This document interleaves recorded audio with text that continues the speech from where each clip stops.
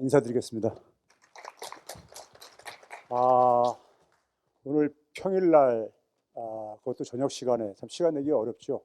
여기 굉장히 사전에 제가 보내주신 사진을 보니까 굉장히 공간은 넓은데 이 공간이 얼마나 채워질까 저도 사실은 의아했었습니다. 평일날 저녁 시간 내는 게 굉장히 힘들거든요. 거기다가 또 오늘 또 비까지 내리고요. 비가 많이 내리더라고요. 그래서 제가 여러분들을 자주 뵐 수는 없으니까는 시간을 좀 아끼기 위해 가지고 바로 좀 말씀드리도록 하겠습니다. 경제를 주제로 하면은 참 미안한 게 경제 전문가 중 한 사람으로서요. 너무 힘들죠. 너무 힘들어요. 그렇죠? 지금 너무 힘든데 상황이 첫 번째는 어쨌든 상황이 굉장히 최악입니다. 여러분들에게 이런 우울한 얘기를 먼저 결론부터 얘기를 해서 죄송한데 정확하게 정보는 드려야 되는 거니까요. 제가 대중강연 다니는 이유 중에 한 가지가 뭐냐면은 일반인들은 경제에 대한 좀 세밀한 정보라든가 고급 정보를 접하기가 힘들잖아요. 힘들다 보니까는 어떤 커다란 충격이 왔을 때 우리 과거의 외환위기라든가 뭐 금융위기 같은 이런 충격이 왔을 때 미리 대비를 못합니다. 모르고 있다가 그러니까 우리가 이래서 고급 정보를 접하는 사람들은 미리 좀 대비를 할 수가 있는데 그렇지만 항상 보게 되면은 커다란 충격이 올 때마다 피해는 대부분이 그러니까는 그러니까 어려우신 분들한테 집중이 되어집니다. 그게 굉장히 안타깝고 그래가지고 제가 가지고 있는 좀 전문적인 지식을 여러분들과 좀 공유를 하기 위해서 가능한 한 강연을 요청오면은 다니는 편입니다. 물론 이제 유튜브도 하고 있지만 유튜브도 그래서 개설한 이유도 거기에 있고요. 그다음에 이제 경제가 지금 첫 번째 최악이라는 상황을 말씀을 드리고요. 두 번째는 뭐냐면은 그럼에도 불구하고 우리나라가 굉장히 저는 조상님들의 음덕의 결과인지 굉장히 운이 좋다. 지금 만약에 정권이 교체가 안 됐으면은요, 제가 무슨 뭐 이재명 정부를 지지하고 이걸 떠나가지고 얘기 드리는 겁니다.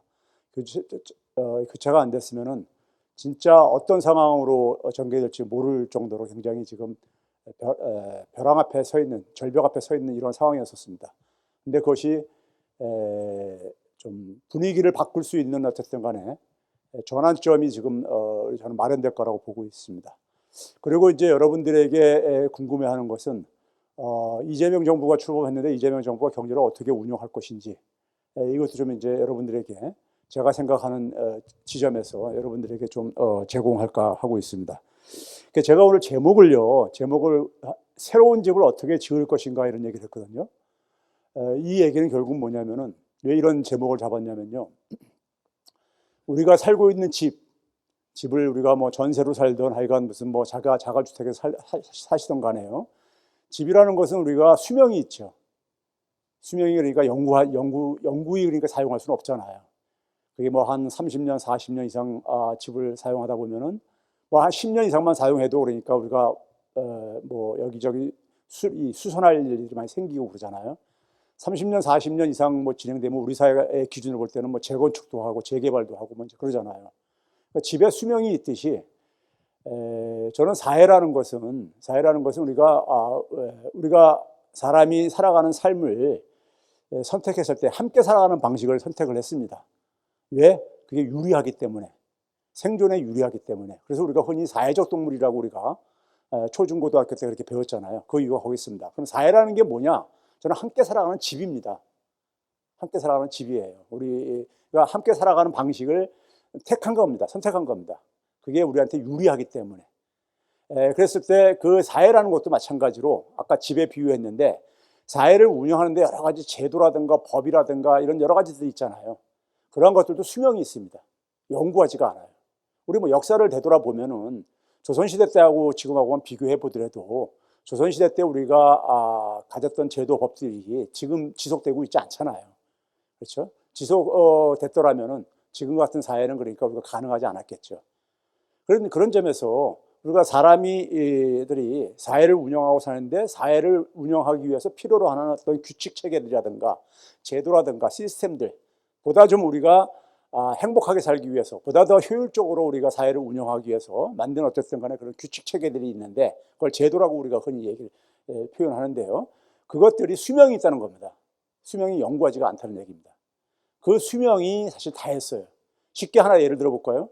우리가 살아가는 데 속에서 우리가 지금 자본주의 사회 속에서 흔히 살아가고 있잖아요. 자본주의 사회 속에서 일반 대부분 사람들한테 가장 필요한 건 뭐냐? 일자리입니다. 일자리죠. 일자리가 있어야지만이 일단 먹고 살 수 있는 소득을 그러니까 우리가 만들어낼 수 있으니까요. 그렇죠? 그럼 일자리를 만들어내는 것이 뭐냐? 제가 학생들 가르칠 때요. 무슨 얘기냐면 일자리를 만들어내는 현대사회 속에서 이 주축은 뭐냐면 산업입니다. 산업이요. 산업의 뜻이 나을 산자에다가 잘들 아시겠지만 일업자입니다. 일을 만들어내는 게 바로 산업입니다. 그 얘기는 뭐냐면은 우리가 지금 굉장히 일자리가 별로 안 좋잖아요. 일자리가 지금 충분치가 않잖아요. 대부분 많은 사람들이 느끼고 있는 거잖아요. 고용의 불안감을 많이 느끼고 있잖아요. 왜 그러냐?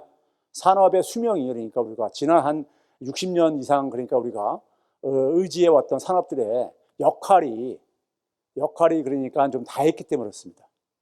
그러니까 여기저기서 그러니까 우리가 그동안에 한 60년, 70년 동안에 우리가 그러니까는 오늘날 그러니까 우리가 쉽게 얘기해서 1인당 소득이 3만 달러대에 우리가 있다는 얘기 많이 들어보셨죠.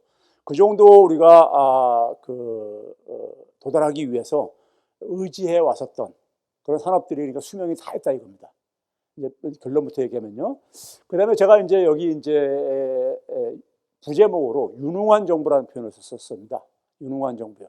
이재명 정부가 내거는 캐치가 열심히 일하는, 굉장히 열심히 일하는 것 같죠. 멀리서 봐도요. 굉장히 열심히들 일하는 것 같아요. 근데 열심히 일하는 것만 가지고는 안 됩니다. 유능해야 돼요.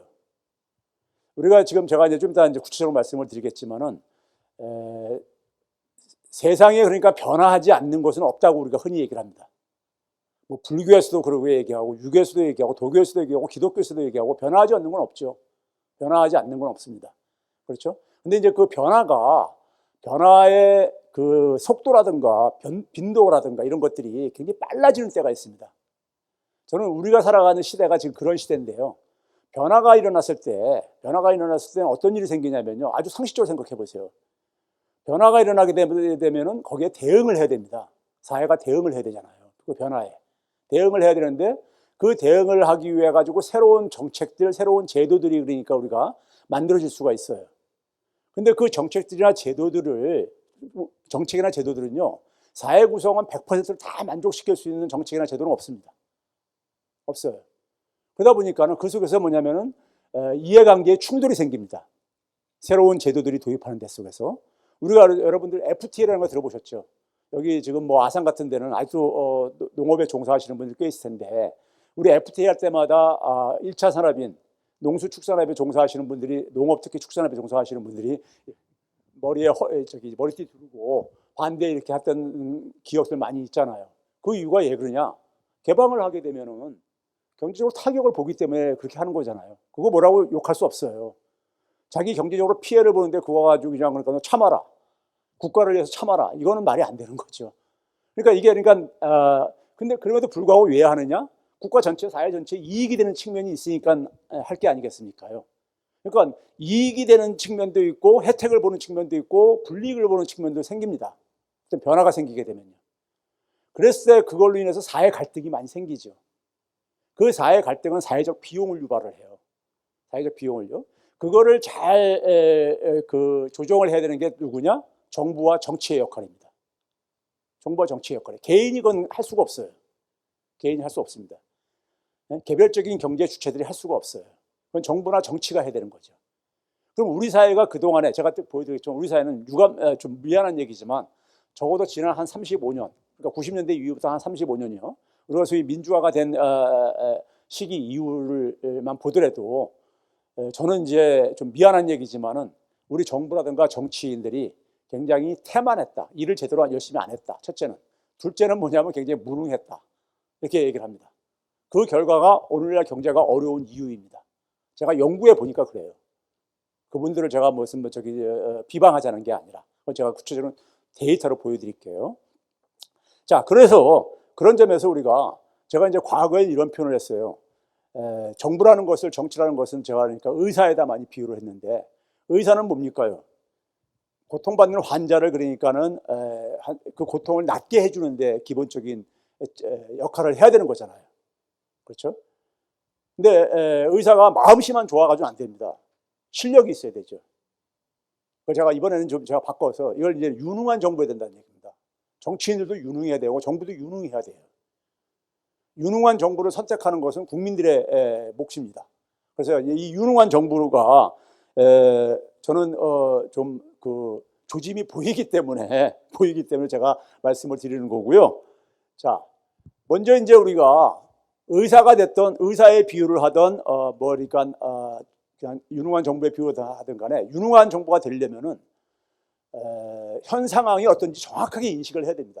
의사가 제 부친이 제가 미국에서 공부할 때 잠깐 방문했다가 병을 얻었는데 미국의 큰 병원들, 미국의 소위 말해서 세계적인 병원들도 많이 있고 그러잖아요. 근데 한 2년 정도를 굉장히 고통스러워 하시는데 병원을 다니시는데 병원에서 의사가 원인을 못 찾아내더라고요. 나중에 엉뚱한 걸 가지고 씨름을 한 거예요. 그러다가 돌아가시기 전에 그러니까는 제 부친이 이제 선친이 췌장암으로 돌아가셨는데 췌장암이 찾기도 힘들다고는 하지만은 돌아가시기 뭐 한두 달 전에 이제 그걸 이제 췌장암 진단을 내리더라고요. 그 전까지는 엉뚱한 거 가지고 계속해서 씨름을 했어요. 내가 그거 보고서는 야 미국 이 병원도 별 수가 없구나, 이 한계가 많구나 이런 느낌 받았는데 2년을 제가 아버님이 굉장히 고통을 앓다가 이제 돌아가셨거든요. 그러니까 정확한 진단을 못하면은 그러니까 정확한 처방이 나올 수가 없죠. 제대로 된 처방이 나올 수가 없습니다. 그렇죠? 그래서 결국은 뭐냐면은 환자의 고통을 해결을 못 해주죠. 그런 것처럼 그러니까 이 사회도 마찬가지입니다. 사회라는 것은 하늘에서 뚝 떨어진 게 아니에요. 사람들이 만들어낸 겁니다. 사람들이 만들어낸 거기 때문에 거기에 다 그러니까 우리가 처방책이 있어요. 정확하게 진단만 하면은 처방책이 보입니다. 그래서 제가 오늘 그거를 제가 주어진 시간 내에 좀 보여드리도록 할게요.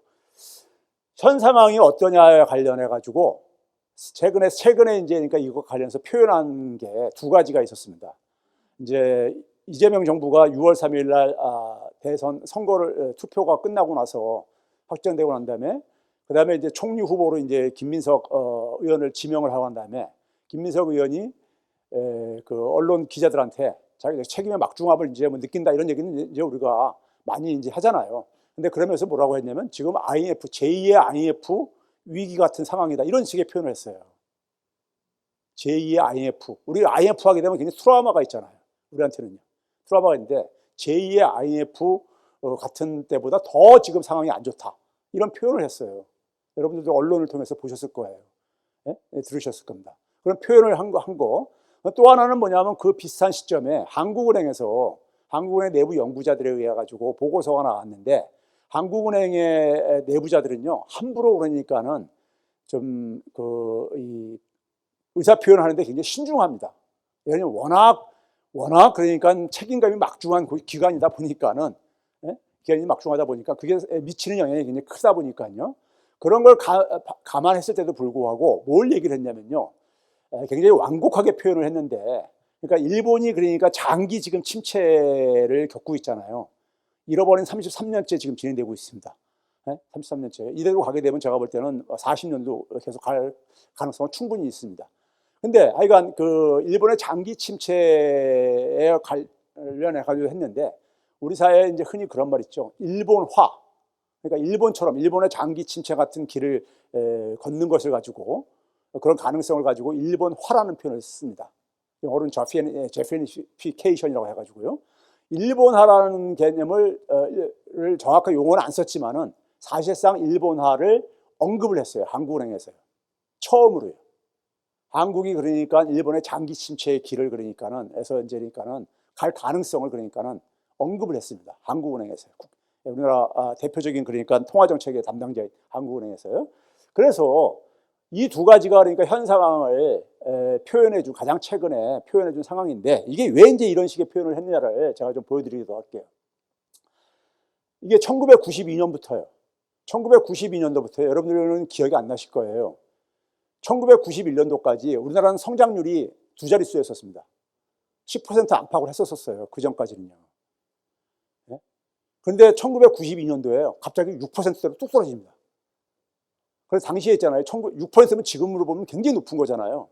근데 그 당시 신문에 뭐라고 났냐면요. 언론에 뭐라고 났냐면은 한국 경제가 침체에 빠졌다고 됐어요. 6%를 침체라고 하면 어떻게 해요? 그러니까 그만큼 뭐냐면 그런 5 내지 6%는 익숙하지 않은 시대를 우리가 살았기 때문에 이제 그런 표현이 나왔던 겁니다.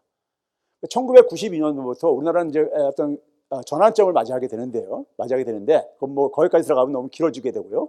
성장률을 보게 되면 90년대 한 10년간 연평균 성장률이 6.7%에서 4.6, 3.0, 2.5, 2.0으로 가다가 최근 1년만 보게 되면 1.1로 이제 내려갔어요. 올해는 그러니까 우리가 1%가 무너질 걸로 지금 얘기를 하고 있잖아요. 추경 효과로 인해서 한 1% 턱걸이 할 가능성이 있다, 뭐 이런 얘기도 하고 그러잖아요. 근데 올해 1분기에 우리가 여러분들 얼마 전에 역성장했다는 얘기 들어봤죠. 마이너스 0.2%. 사실은 이게 반올림에서 0.2지 0.246 뭐 이렇게 되는 겁니다. 되는 건데 하여간 마이너스로 떨어졌죠.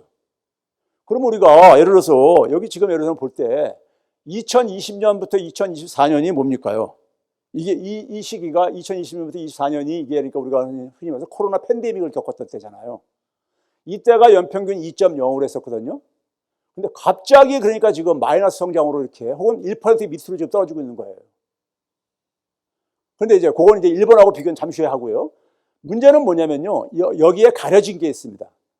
경제 성장이라는 것은 한 나라의 그러니까 전체의 그러니까 소득의 증가를 의미하기 때문에 여기에는 정부의 소득도 있고 기업의 소득도 있고 그러기 때문에 있습니다. 가계만 일반 국민들만을 보게 되면요. 그게 이제 제가 가계당 그러니까 성장률을 보게 되면요.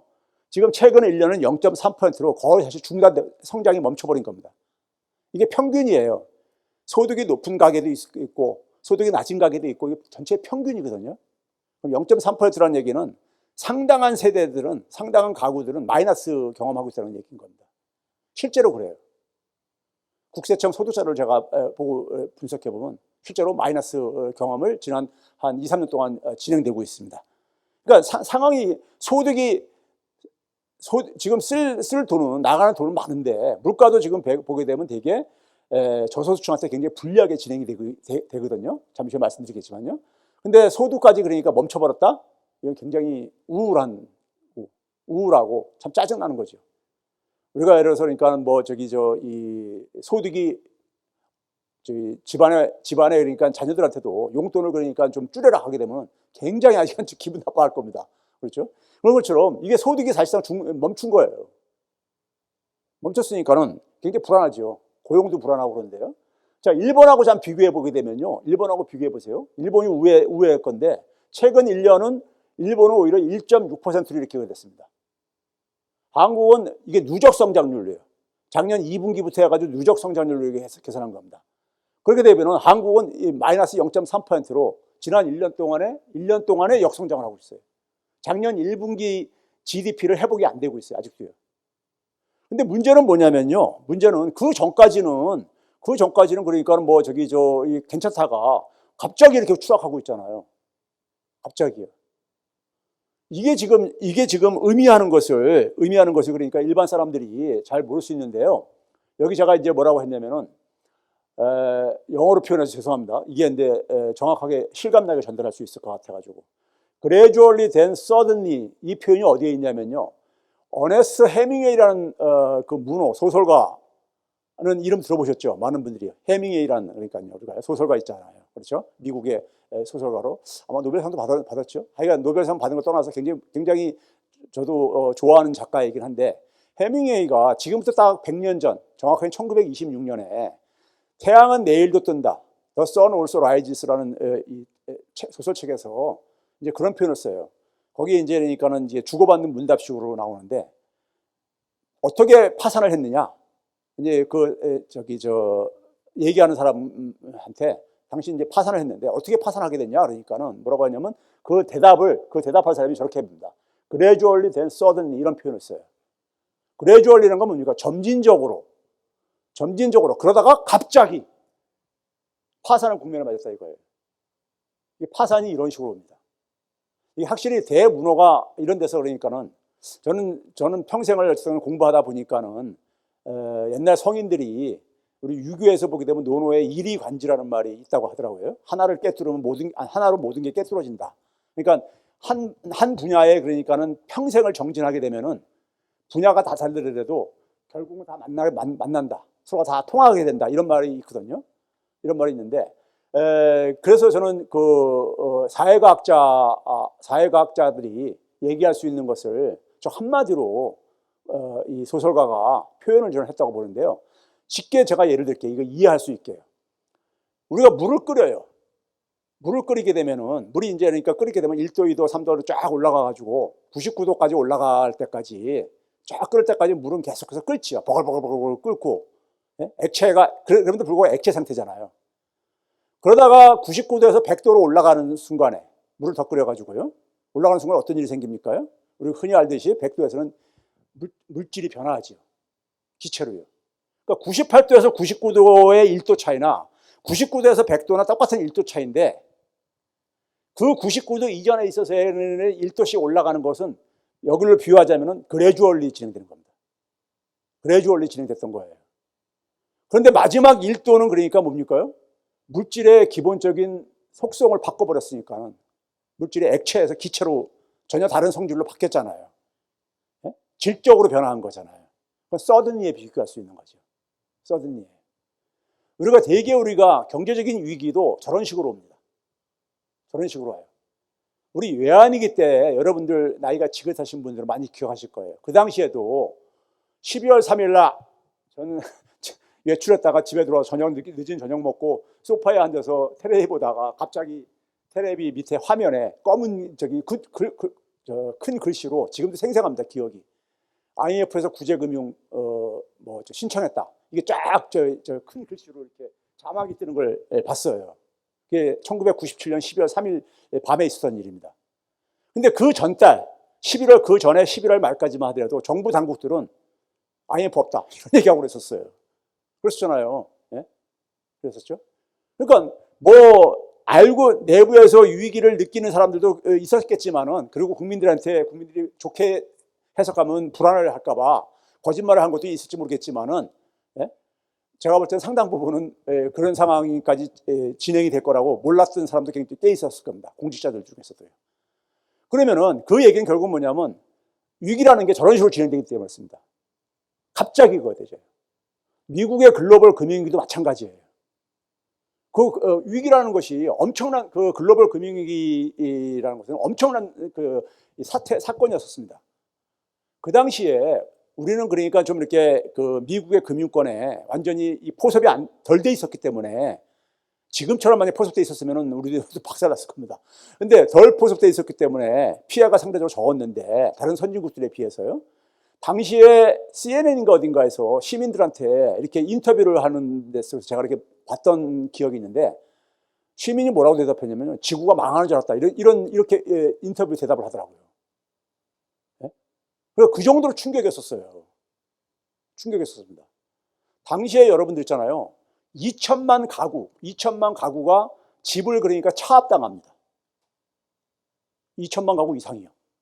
여러분들 미국 영화 보게 되면은 저 남쪽의 플로리다 좀 따뜻한 지역에서 숲속에서 텐트 치고 사는 모습들 한동안 많이 보여줬던 거라든가 여러분 2천만 가구면요 3인 가족 기준으로 하더라도 아니 750만 가구 제가 잘못 표현했습니다. 750만 가구가 차압을 당했어요. 주택을요.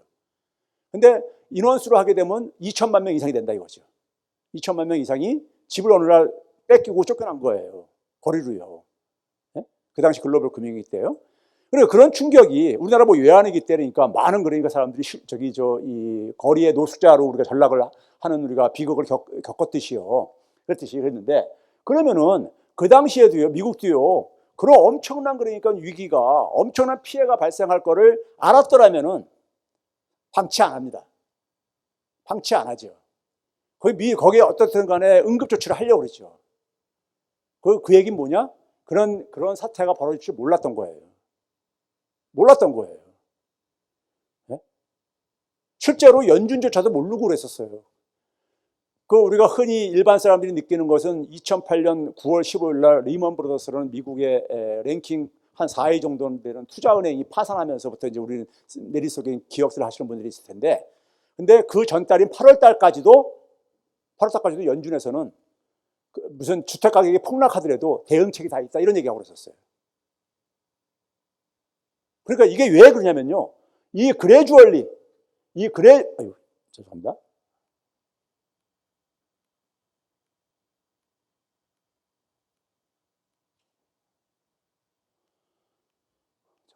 많이 넘겨져 버렸네.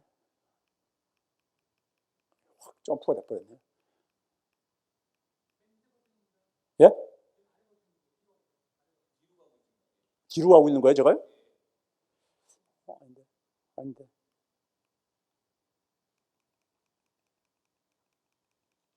아닌데요? 아닌데, 맞아요. 제가 너무나 갑자기 점프가 돼서 그런 거예요.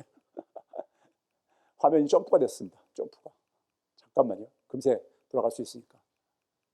뭐가 많죠? 진짜로 뒤로 갔는가 보네? 이상하네.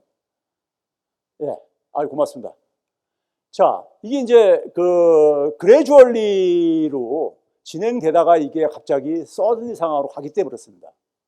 이걸 일반 사람들은 더더군다나 이걸 못 느낍니다. 그러니까 우리가 말해서 만약에 극단적으로 내일 어떤 일이 일어났을 때 우리가 오늘 저녁 그러니까 그런 것을 감을 못 느끼듯이요. 그렇게 옵니다. 유기라는 것은 그렇게 와요.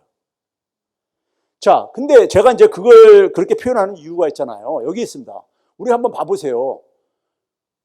2023년, 24년까지 그러니까 우리가 성장률이 쭉 떨어졌다는 거 아까 얘기했는데 최근 1년에 마이너스, 그 다음에 마이너스가 진행되고 있다. 갑자기 그러니까요. 갑자기요. 그러니까 일본보다 더 많이 떨어지고 있다는 이거예요. 네? 이게요. 근데 상황을 보게 되면, 상황을 보면 조금 이해가 더 쉽게 이해가 갑니다. 성장은 우리가 기본적으로 경제라는 것은 내수, 그 나라 국민들이 안에서 소비하는 거, 돈 쓰는 거 하고요. 그 다음에 바깥에 예국이 써주는 거, 그걸 수출이죠. 이 거의 이렇게 두 가지로 나눌 수가 있습니다. 상식적으로 생각하면요.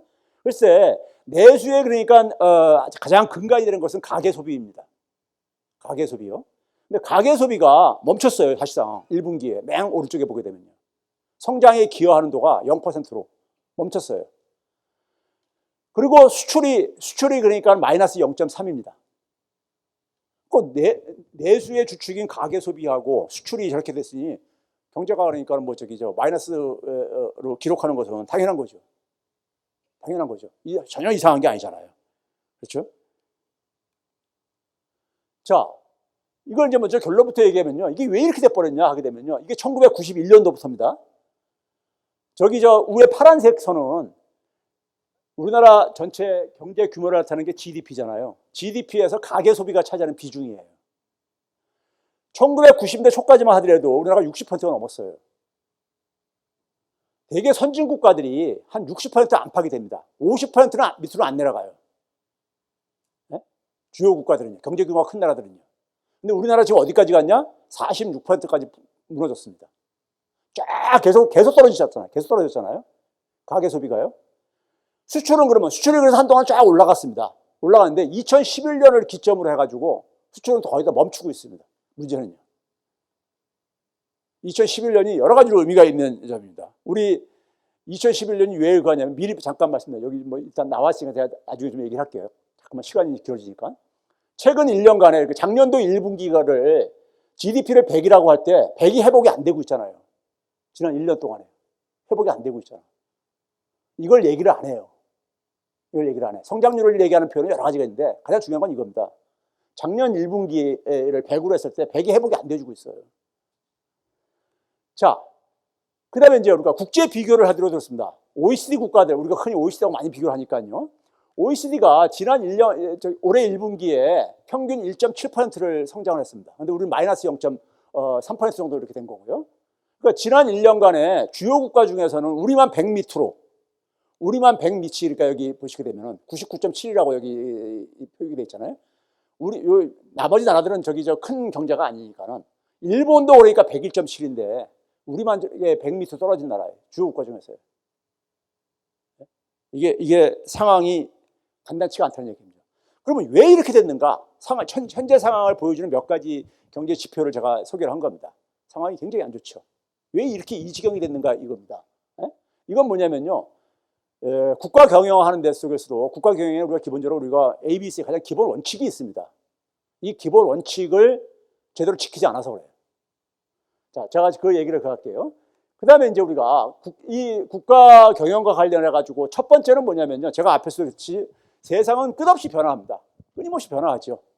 변화하기 때문에 그 변화를 우리가 거부할 수 없을 때, 거부할 수 없을 때는 거기에 적응을 해야 되는 거잖아요. 변화에. 근데 그 적응을 할 때 보게 되면은 갈등이 생길 수밖에 없다 이거예요. 그 변화로 인해 가지고 기존에 그러니까는 기존의 이 변화로 인해 가지고 기존보다 득을 보는 사람이 있고 힘든 사람들이 생길 수도 있고 그러니까요. 그렇죠? 그래서 그게 사회 갈등이 유발된다고 아까 제가 얘기했잖아요. 그러면 이것을 그냥 방치하게 되면은 갈등이 굉장히 고조가 되어지면서 사회 그러니까는 이 유대감이 이 저하될 게 아닙니까? 그게 여러 가지로 사회 경제 생태계를 약화시킵니다. 한 가지 예로요. 우리나라 90대 이후에 저런 급변이 일어났다는데 90대 기억하면 뭐가 있었습니까요? 90대 초에 김영삼 정권이 출범했던 게 93년도 2월 달부터입니다. 92년도에 대통령 선거가 있었었죠. 그 당시에 김영삼 정부가 출범하고 나서 여러분들 내세웠던 국정 이 아젠다 목표가 뭐였었습니까요? 세계화였었습니다. 기억을 하시겠죠. 지금 우리가 세계화라는 것을 보통 명사처럼 자유롭게 쓰지만은 그 당시 학자들한테는요 세계화가 뭐야? 이랬었어요. 왜 그러냐면은 외국에서 표현하는 국제사회 속에서 표현하는 것이 그래서 글로벌라이제이션, 인터내셔널라이제이션 뭐 이런 것들이 있었어요. 그러니까 근데 이 세계화 그래서 우리는 그 동안에 어떻게 번역을 했냐면 국제화, 지구화 뭐 이런 식으로 번역을 했었어요. 학자들이요. 근데 갑자기 김영삼 정부에서 세계화라는 용어를 쓰면서 기자들한테도 세계화라고 표현을 해라 하면서 영어로도요 SEGGA 이렇게 쓰라고 했어요. 그래가지고 학자들이 아니 이게 그러면 글로벌라이제이션이 아니라는 얘기인데 우리가 김치 같은 것을 표현을 그러니까 우리가 영어 단어에 없잖아요. 그러니까 우리가 KIM, CHI 이렇게 표현하듯이요. 그러니까 하듯이 외래어 표기하듯이요. 세계화를 그렇게 표현하라고 언론 기자들한테 얘기를 했었어요. 당시에요. 청와대에서. 그래가지고 학자들은 뭐냐면 저 세계화가 저게 뭐야? 그럼 우리가 알고 있는 글로벌화라든가 지구화 이런 거하고 국제하고 뭐가 틀린 건데? 그러니까 다른 거라는 거예요. 다른 거라고 한다. 그러면서 그 당시에 별별 우스운 얘기 굉장히 많이 나왔었습니다. 여러분들 지하철 같은 데 보게 되면은 지하철의 포스터, 공익 포스터에 경찰복 입은 이제 경찰관이 나의 경쟁 상대는 영국의 경찰입니다. 그래가지고 이런 포스터들이 많이 붙어 있었습니다. 그게 왜냐면은 당시에 세계화가 뭐냐 자꾸 설명을 요청하고 그러니까는 당시에 이제 그러니까는 그 경제수석이라는 사람이 세계화라는 것은 1등 국가가 되는 거다. 1등 국가가 되려면 국민도 1등 국민이 돼야 된다. 이런 식으로 이제 그 답변을 하고 그랬었어요. 그 1등 국민이 돼야 되니까 경찰관도 그러니까 세계에서 가장 경쟁력이 있다고 얘기하는 영국 경찰보다 더 그러니까는 우수해야 되고 주부조차도 그러니까 심지어 농담으로 주부도 그러니까 세계에서 최고의 경쟁력이 갖고 있는 주부가 된다. 이런 식의 그 세계화 열풍이 불었는데 그 열풍은 왜 그랬었습니까요? 당시에 이제 그러니까 90년 전후에 그러니까 우리가 소련이라든가 동구 사회주권이 붕괴되어지면서 전 세계가 하나의 시장으로 통합이 된 거죠. 하나의 시장을. 그 이전까지는 사회주의권 시장하고 자유주의 진영 시장이 나눠져 있었죠. 이게 통합이 된 하나의 시장으로요. 시장이라는 것은 굉장히 경쟁의 논리가 작동하는 곳이잖아요. 경쟁의 논리가 작동하는 곳이잖아요. 시장은요. 그렇죠? 그러니까 더 경쟁이 치열해진 거예요. 치열해진 속에서 살아남으려면 어떻게 되느냐? 1등이 될 수밖에 없다 이거예요. 네? 1등이 될 수밖에. 그래서 나온 게 세계화였었습니다. 그럼 다 좋다 이거예요. 그럼 세계화라는 거 가지고 당시에 그래가지고 그 세계화에 발맞춰서 정책을 여러 가지 정책들만 나옵니다. OECD 가입을 하겠다. 네? 우리나라 그 당시에 OECD는 당시에 선진국 클럽이었습니다. 요즘은 그러니까 별별 국가들 다 들어와 있지만은 당시만 하더라도 진짜 잘 사는 국가들의 클럽이었습니다. 그래가지고 OECD 가입하겠다는 것을 국정 목표로 제시하고 김영삼 정부 때 가입합니다, 실제로요. 그리고 당시에 뭐냐면은 세계화 속에서 뭐냐면 WTO 체제가 또 출범을 하고 막 이랬던 시절이었었어요. 그래서 쌀 시장 개방 뭐 이런 거 아주 시끄럽고 그럴 때였었습니다. 그렇죠? 그러면 그 당시에 그러니까 그거 가지고 주로 그러니까는 진보 진영에서는 뭐 반대하는 목소리가 컸었고, 예? 그다음에 이제 이 보수 진영에서는 세상 돌아가는 걸 잘 모른다 진보 진영들이, 예? 이러면서 힐난하면서 그랬었거든요. 저는 모든 변화에는 양면성이 있다고 보는 사람입니다. 세계화가 그렇게 부정적인 측면만 100이 있는 게 아니라 100%가 부정적인 측면만 아니라 긍정적인 측면도 있고 부정적인 측면도 다 있다고 봐요. 모든 변화라는 것은요. 네? 그러면 긍정적인 변화는 뭐냐? 그럼 뭐겠습니까? 시장이 더 넓어지니까는 우리 같이 수출이 중요한 나라 입장 속에서는 시장을 더 확장할 수 있는 기회, 개방을 통해서 어떤 하나의 우리가 이득을 더 확장시킬 수 있는 기회가 되는 거죠. 기회가 제공되어지는 측면이 있잖아요. 반면에 개방이 되고 시장 경쟁이 치열해지면 어떻게 되겠습니까? 경쟁이 굉장히니까 우리가 고통스러운 것은 뭐냐면 취약계층들, 약한 사람들입니다. 약한 사람들은 몰락하죠. 경쟁이 심해지면요. 그렇죠? 그래서 사회적으로는 사회 경제적인 약자들은 그러니까는 굉장히 그 속에서 그러니까는 고통이 증가할 수밖에 없어요. 그러면 그 사회 경제 고통이 증가하는 이 부분들에 대해서 이 부분들을 정치하는 사람과 정부가 이 부분에 대해서 어떤 보완 장치를 마련해야 되는 거죠. 그거 없이 그냥 무조건 내가 세계화만 추진하게 되면은 죄송합니다. 세계화로 인해 가지고 이득 보는 사람들이 이득은 보겠지만은 그렇죠? 그 당시에 김영삼 정부는 그 이후에도 마찬가지지만 기본적으로 자본의 논리라든가 외세의 논리 속에서만 추진을 했습니다. 우리나라 특히 이제 뭐 재벌 기업들은 굉장히 득을 많이 봤습니다. 근데 반면에 그러니까 우리가 취약계층들은 굉장히 우리가 힘들었었죠. 그래서 실제로 보게 되면 중소기업이나 이런 사람들 같은 경우 보게 되면 그 당시에 굉장히 많이 도산을 합니다. 특히 1992년이 우리나라가 중국하고 수교를 맺은 때이기도 해요. 중국에 값싼 물건이 들어오기 시작하면서 부도가 많이 일어나고 있습니다. 영세업체들이요. 자, 그래서 생긴 게 뭐냐면 양극화. 예, 감사합니다. 죄송합니다.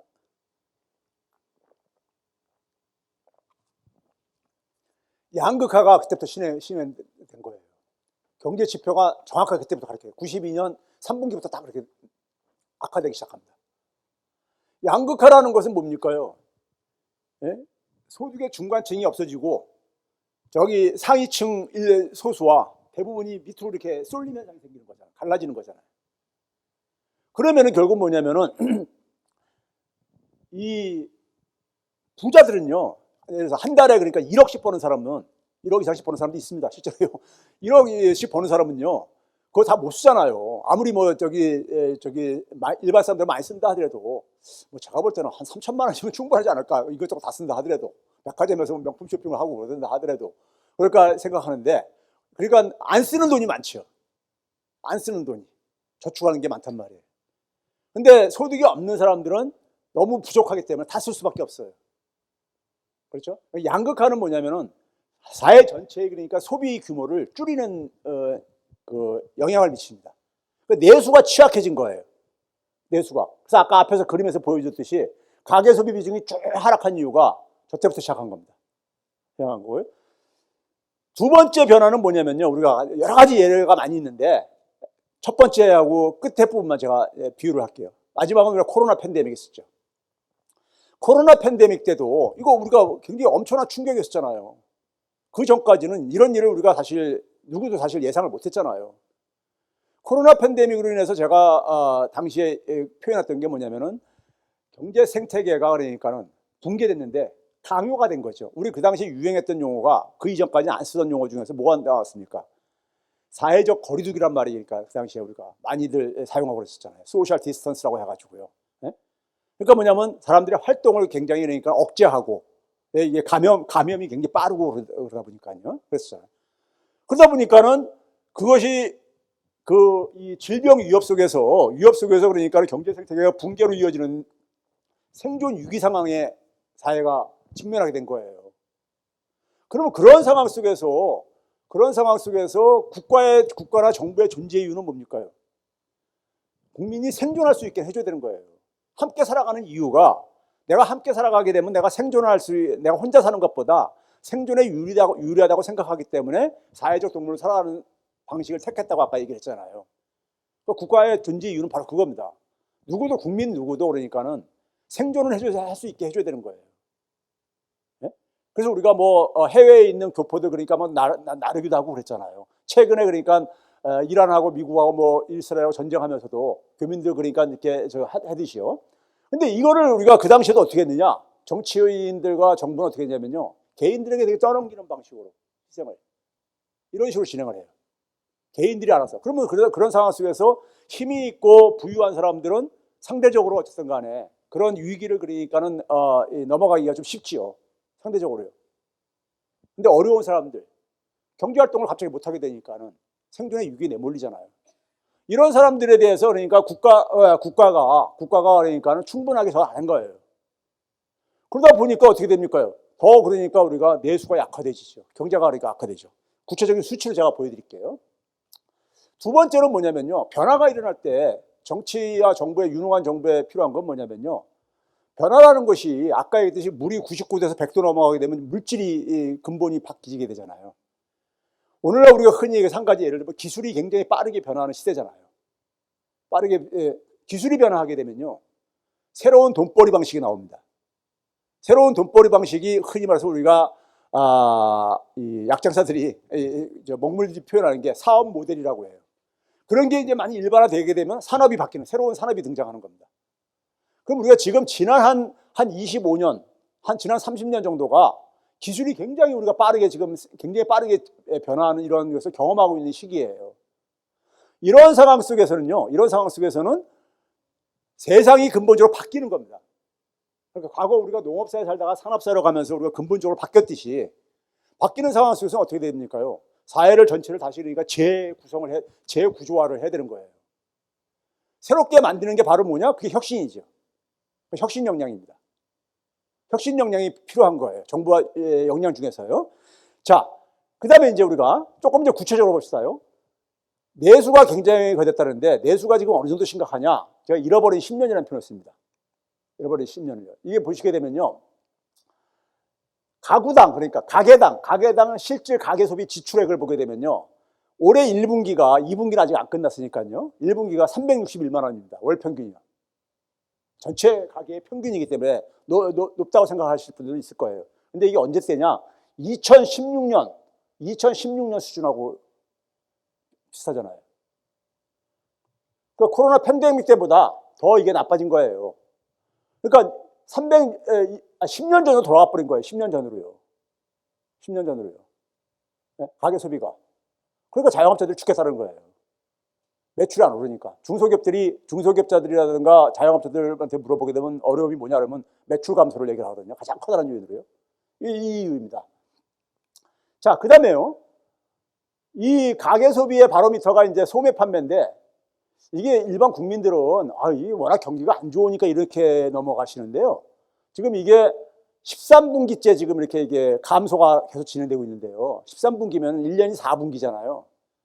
4분기니까는 3년 이상이 진행되고 있다는 얘기인 겁니다. 이거 쉽지 않은 거예요. 저 이런 수치를 본 적이 없어요. 전 세계를 통해서도. 과거 대공황 때는 통계가 이런 게 집계가 안 돼서 그러는데 대공황 이후부터 통계가 다 집계되기 때문에 그걸 보게 되면 이런 걸 통계를 본 적이 없어요. 왜 그러냐면요. 외환위기 때도 1년 4분기 정도, 1년 정도 마이너스로 진행되다가 5분기째부터 다시 플러스로 반등합니다. 왜 그러냐면 이게 떨어진 데서 더 떨어지는 것이 이제 그러니까 이게 계속 2년, 3년째 떨어지는 거잖아요. 네? 전년하고 비교해서 이렇게 하는 거니까. 근데 떨어진 데서 더 떨어지기가 쉽지가 않은 거예요. 이걸 흔히 말해서 우리가 기저효과라는 말을 많이 쓰고 그러는데, 네? 그렇죠? 외환위기 때도 1년 지나고 나서부터는 다시 반등했어요. 반등을 했어요. 근데 지금 뭐냐면 3년 이상째 지금 저기 계속 떨어지고 있다는 얘기예요. 올해 1분기까지는요. 그러니까 이거는 굉장히 아주 세계 역사상 아주 희한한 상황입니다. 그럼 이거 왜 그러냐? 소비를 결정하는 거는요. 가장 중요한 게 뭐예요? 소득입니다. 소득이잖아요. 이건 경제학 몰라도 우리가 그런 거잖아요. 돈 있으면 왜 소비 안 하겠어요? 가계의 가처분 소득, 쓸 수 있는 소득을 보게 되면요. 작년 4분기, 아래 1분기 건 아직 한국은행이 정리가 안 돼가지고 534만 원인데요. 예? 가계 가처분 소득. 이게 전체 잘 사는 가게들 다 합쳐서니까는 꽤 많다고 생각할 수 있겠는데 이것도 2020년대를 봐보세요. 코로나 팬데믹이 첫 해보다도 더 낮잖아요. 예? 소득이, 가처분 소득이 그러니까는 굉장히 많이 낮아진 거예요. 자, 국세청에는 개인별 소득이 쫙 있습니다. 개인별 소득이요.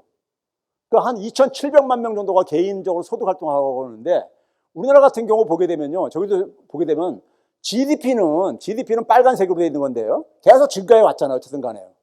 그런데 밑에 파란색이 뭐냐면은 그러니까 개인들 소득이에요. 소득은 어떻게 됩니까요?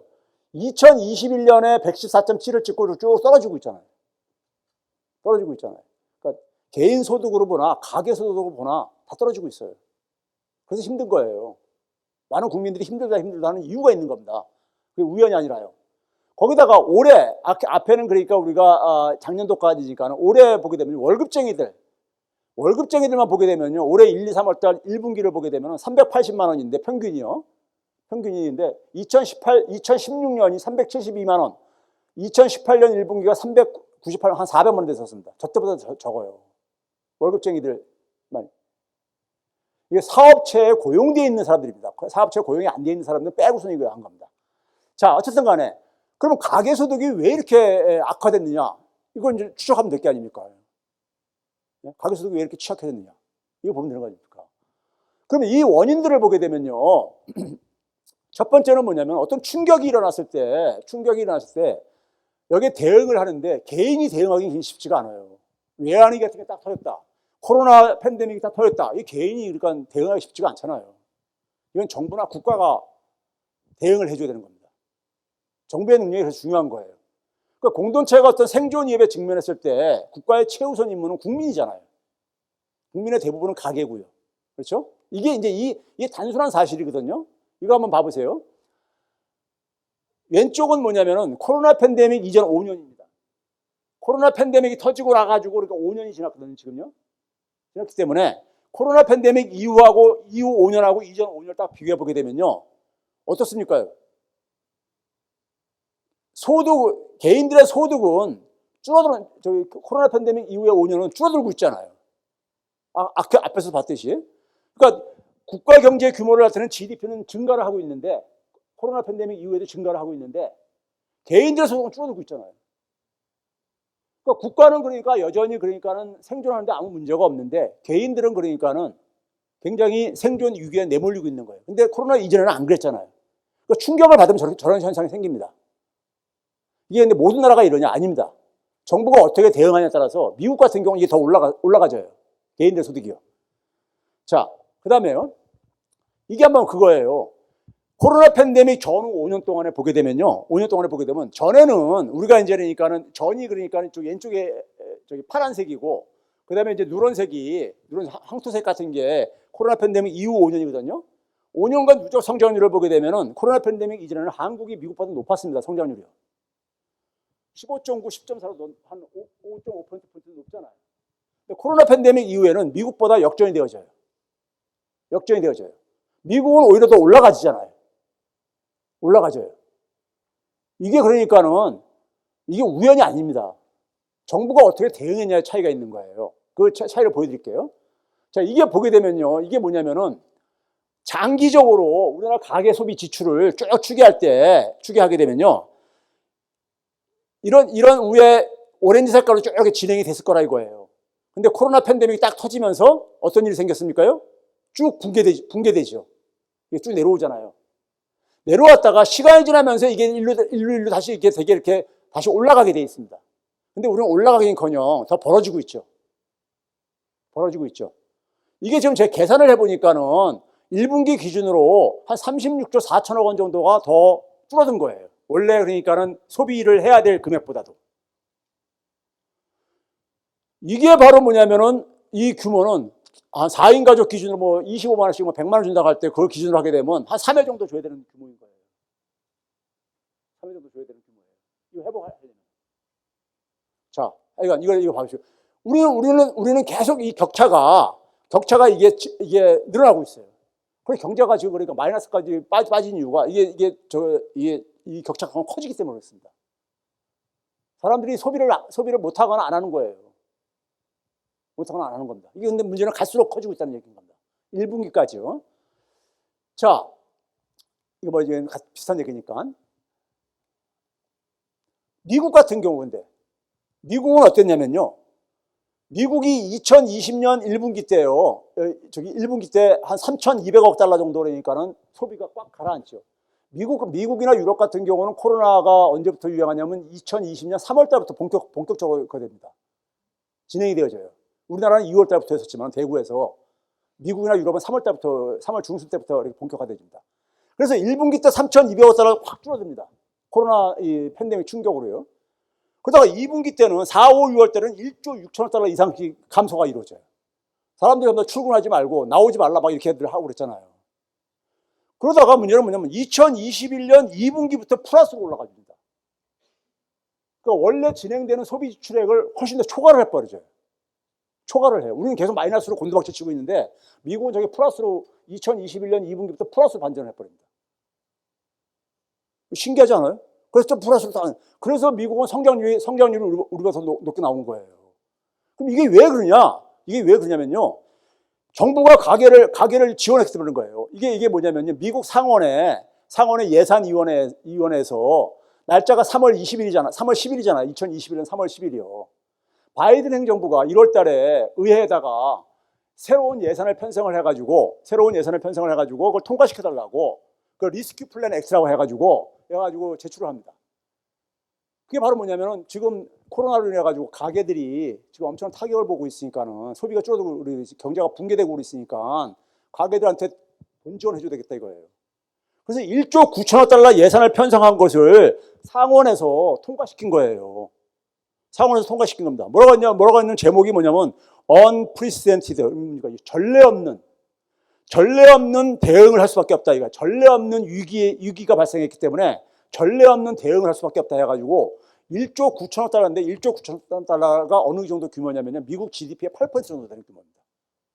그 당시에 이 돈을 투입을 해가지고 우리 사회에서 소위 말해서 일부 보수 언론들이 퍼주기 하는데 진짜 퍼주기 해준 거예요. 2021년 3월 10일 날 통과되고 나서 저게 지급되면서 2021년 2분기부터 이게 플러스로 올라가 버린 거예요. 앞에 자료에서 다시 한번 봐보세요. 앞에 자료 보시게 되면은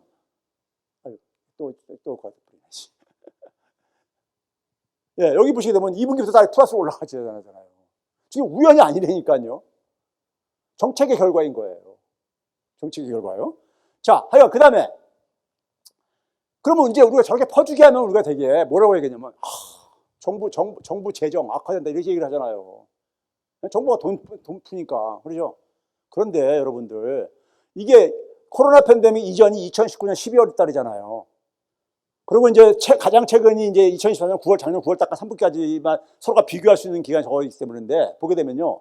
대개 우리가 2021년까지가 우리가 코로나 팬데믹이 우리가 진행이 됐잖아요. 2020년 우리가 3월 달이나 4월 달에 우리도 이제 종료하잖아요. 보게 되면은 미국도 확 증가합니다. 정부 채무가요. 105.8%에서 119.5%로 확 증가하잖아요. 우리 증가한 거나 저기서 증가한 확 증가하잖아요. 더 많이 증가했죠, 미국은요. 근데 문제는 뭐냐? 그 이후에 꺾입니다. 미국은요. 정부 채무가. 우리는 계속 올라가고 앉아있고. 왜 그러겠습니까요? 이게 정부 채무라는 건 GDP 대비입니다. GDP 대비예요. 그러니까 분모가 커지게 되면은 국가 채무 절대액이 안 줄어들었어도 비율은 떨어질 수가 있는 거죠. 그 결과인 거예요. 미국은 가계 소비 살려가지고 성장률을 높여가지고 저걸 떨어뜨린 거예요. GDP 대비로 비교하는 건 이해 가시죠? 우리가 부자가 1년에 1억씩 버는 사람한테 부채 2천만 원 하고 가계부채 2천만 원 하고 1년에 2천만 원 버는 사람한테 가계부채 2천만 원은 틀린 거잖아요. 네? 그래서 소득 대비로 우리가 비교를 하는 겁니다. 부채를요. 그 가계부채도 미국은 어떻습니까? 74.6%였는데 70.5%로 줄었잖아요. 그러니까 이게 이제 뒤에서 얘기할게. 시간 없으니까 또 이걸로 여기서 가되면. 그러면 이게 이제 우리가 미국은요, 선진국가들은요, 어떤 위기가 터지게 되면요, 거기에 대해서 철저하게 조사를 합니다. 우리 대구에, 저기 경남에서 산불나고 그랬을 때 우리도 뭐 백서 만들고 그러잖아요. 근데 우리하고 차이가 뭐냐면, 백서를 걔네들은 만들고 나면 그대로 실행을 해요. 그거 실행 안 하고 못 살아만들어요. 근데 우리는 그냥 또 유야무야 돼버리고 그런 경향이 쉽잖아요. 이게 우리나라의 외환위기 때입니다. 우리나라는 외환위기 때랑 코로나 팬데믹 때랑 비슷해요. 외환위기 충격 딱 터지고 난 다음에 어떻게 됩니까? 쭉 떨어지죠. 충격으로요. 떨어진 다음에 이게 원래 선으로 돌아와야 되는데 안 돌아오고 갈수록 격차가 더 벌어졌었어요. 지금하고 비슷한 거예요. 그러니까 우리나라는요.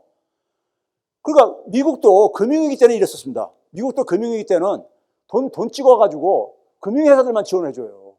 금융회사들. 가게는 지원 안 해주고. 그래서 가게가 750만 구가 집을 빼앗기고 쫓겨나고 이제 그런 사태가 일어났잖아요. 그래서 금융위기 이후에는 미국 경제가 굉장히 안 좋았었습니다. 네? 이렇게 됐었어요. 그런데 이게 성장률을 봐보세요. 2000년 금융위기 전에 2.2%로 성장하다가 금융위기 이후에는 1.9% 떨어져요. 가게가 심각한 타격을 입었으니까 그런 겁니다.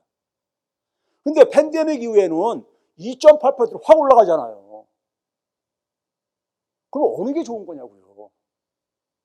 네? 미국은 이 금융위기 때 겪고 나서 가게가 내상을 입으면은 경제가 망가지는구나. 이 교훈을 얻은 거예요. 그래서 뭐냐면 팬데믹 때는 그러니까 부채가 안 증가하게 이게 주요 선진국에서 다 그렇게 합니다. 가게가 그러니까는 깊은 상처를 안 입게 가게가 무너지게 되면 경제가 살아나기 힘들거든요. 네? 그게 역사에서 교훈을 얻은 거죠. 근데 우리는 계속 교훈 없이 그냥 계속 하는 거예요. 계속 똑같은 실수를 반복하는 거예요. 그 다음에 구조적인 원인들이 있습니다. 구조적인 원인들이. 우리는 뭐냐면은 앞에서 얘기했듯이 가계 소비 비중이 줄어들다 보니까는 수출로 이제 돌파한다면서 수출만이 살 길. 이게 우리나라의 국가 이 구호잖아요. FTA도 왜 하느냐? 경제 영토를 확장하기 위해서. 사이 수출. 우리는 수출을 그러니까 외면하고 살 수 없다. 뭐 이런 게 그러니까 거의 그러니까 이념처럼 이렇게 돼 있잖아. 이데올로기처럼요. 그래서 우리가 세계화하면서 수출 경쟁력을 확보하는데 문제는 뭐냐? 가계 경제를 희생시키면서 수출 경쟁력을 확보하는 방식을 씁니다. 그게 되게 뭡니까요?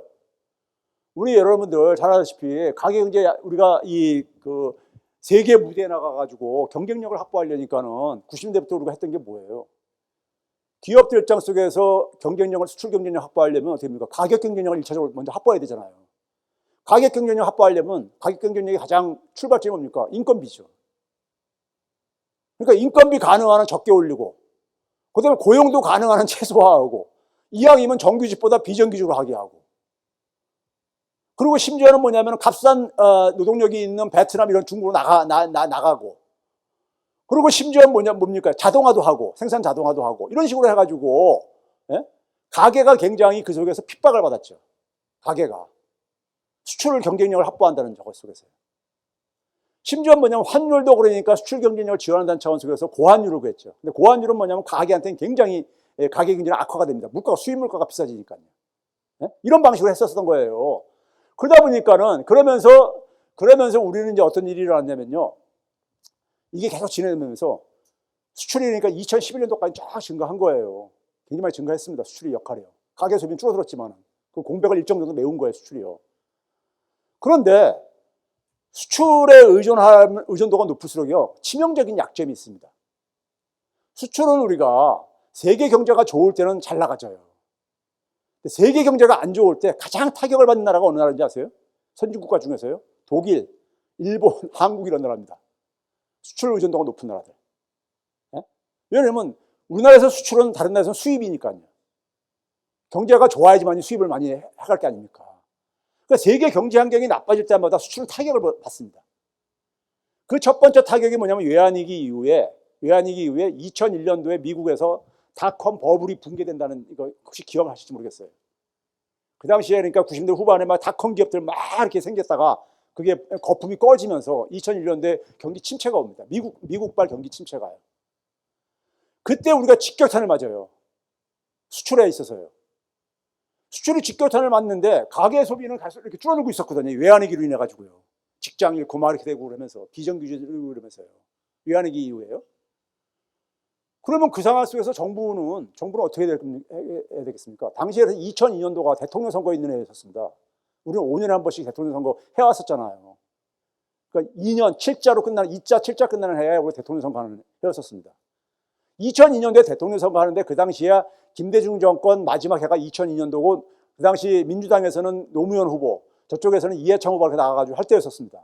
근데 2001년도에 경기 침체가 오면서 굉장히 경기가 안 좋았었어요. 경제가 망가지면요, 더구나 집권 여당이 정권을 연장하는 게 힘듭니다. 국민들은 뭐냐면 교체해보자 이런 심리가 작동하거든요. 그런 상황 속에서 그걸 그냥 방치할 수 없다 보니까 당시에 김대중 정부에서 그랬던 게 바로 뭐냐면요, 가계부채 주도 성장 방식을 택합니다. 제가 평상시 잘 쓰는 우리나라 이 경제 관료들의 좀 부정적인 측면으로 얘기할 때 모피아들 얘기하는데, 모피아들의 원조가 저때 이제 만들어지고 있는데, 이현재 씨가 빚내서 소비하고 빚내서 집 사게 하는 정책을 씁니다. 네? 빚내서 소비하는 거 대표적인 게 뭐였었어요? 그 당시에 여러분들. 카드를 쉽게 막 발행을 막 할 수 있게 해줍니다. 길거리에 보게 되면, 당시에 제가 학교 근처에 보게 되면 그냥 파라솔 같은 거 하나 갖다 의자 앉혀놓고 아주 이 모집인들이 학생들한테 막 발급해주고 막 이랬던 풍경이 길거리에 쉽게 보일 때 있었어요. 그리고 나서 2003년도에 노무현 정부가 출범했던 첫 해에 카드 사태가 터졌었죠. 카드 사태 기억하십니까? LG카드가 여러분들 부도가 나고 삼성카드도 부도가 날 지경에 있었어요. 여러분들 우리나라 카드 시장에서 점유율 1위가 얼마 전까지 어디였었습니까? 신한카드인데, 신한카드가 그게 LG카드를 인수한 거예요. 부도난 거를요. 삼성카드는 삼성전자에서 그걸 지원해줘가지고 막았죠. 그래서 삼성전자 소액주주들이 막 반대하고 막 부실기업에다가 왜 돈 지원해 주냐고 해가지고 막 그런 일이 있었고 그러거든요. 하여간 그때 그 카드 사태가, 카드라는 게 뭐예요? 빚내서 소비하게 하는 거잖아요. 일단은 빚이라는 건 뭡니까? 미래소득을 땡겨서, 가계가 현재 소득이 취약하니까는 미래소득을 갑을 받아가지고 소비하라 이거예요. 그 다음에 우리나라는 뭐냐면은 부동산의 의존도가 굉장히 높아요. 그러니까 부동산 경기 부양을 하기 위해서, 부동산 경기 부양하려면 가계가 집 사줘야 되잖아요. 그래서 여러분들 참 강한 거지만 우리나라 가계부채가 제일 많이 증가했던 때가 문재인 정부 때하고 김대중 정부 때입니다. 가계부채가 제일 많이 증가했던 때가요. 이거는 우리가 숨길 수 없는 사실인데, 그러니까 수출이 안 좋을 때마다 선택했던 게 뭐냐면 가계부채 주도 성장을 합니다. 가계들한테 부채로 그러니까는 저기 경제를 살리라고 떠받치라 이거죠. 그러니까요. 근데 부채가 증가하면 어떻게 됩니까요? 원리금 상환부담이 증가하잖아요. 가계가요. 가처분 소득이 줄어듭니다. 우리 흔히 얼마 전까지 그런 말이 있었잖아요. 안방은 내 거고 건너방은 은행 거, 뭐 이런 식으로 우리가 하는 게. 예? 그러니까 부채가 크면 클수록 원리금 상환부담이 커지잖아요. 그러니까 쓸 돈이 그러니까 부족해지죠. 가처분서 쓸 수 있는 소득이. 그게 가계 소비를 억제한 거예요. 지난 수십 년간. 예? 그게 성장률을 둔화시키고요. 성장률이 계속 떨어지게 된 이유고요. 그렇죠? 그러니까 그런 상황 속에서도 한편은 뭡니까요? 우리가 2000년대 이후에 산업체계가 지각 변동이라는데, 우리는 저게 그러니까 성공을 못했어요. 역대 정부들이 맨날 신성장 동력 산업 육성한다고 노무현 정부 때부터 계속해서 10대 신성장 동력, 이명박 박근혜 때도 그러니까 갈수록 늘어나요. 이게 개수가. 이런 걸 해왔었거든요. 근데 그런 상황 속에서 일자리는 계속 더 불안해졌죠. 왜 불안해집니까? 산업이 그러니까 이게 연못의 고인물처럼 산업에 진화가 없었기 때문인 거예요. 일자리를 만드는 산업이. 그러다 보니까 사람들이 뭡니까요? 노후 불안, 일자리 불안, 뭐 이런 것들로 3대 불안 얘기를 하잖아요. 흔히 말해서요. 고용 불안, 노후 불안, 등등 얘기하잖아요. 그러다 보니까 사람들은 당연히 뭡니까요? 개인들은 재테크에 혈안이 될 수밖에 없죠. 혈안이 될 수밖에 없죠. 부동산은 부동산 그 카르텔들, 재벌 건설 회사와 그다음에 우리가 금융이 맞물려가지고 부동산 경기 하나 띄우려고 하다 보니까 이게 속에서 가게들은 부동산에다가 재테크해야 되겠다. 이런 게 전 나라를 그러니까 완전히 그러니까 인지를 잡은 거 아닙니까? 부동산에 우리가. 그래서 우리가 흔히 부동산 공화국 이런 걸 얘기하잖아요. 자, 또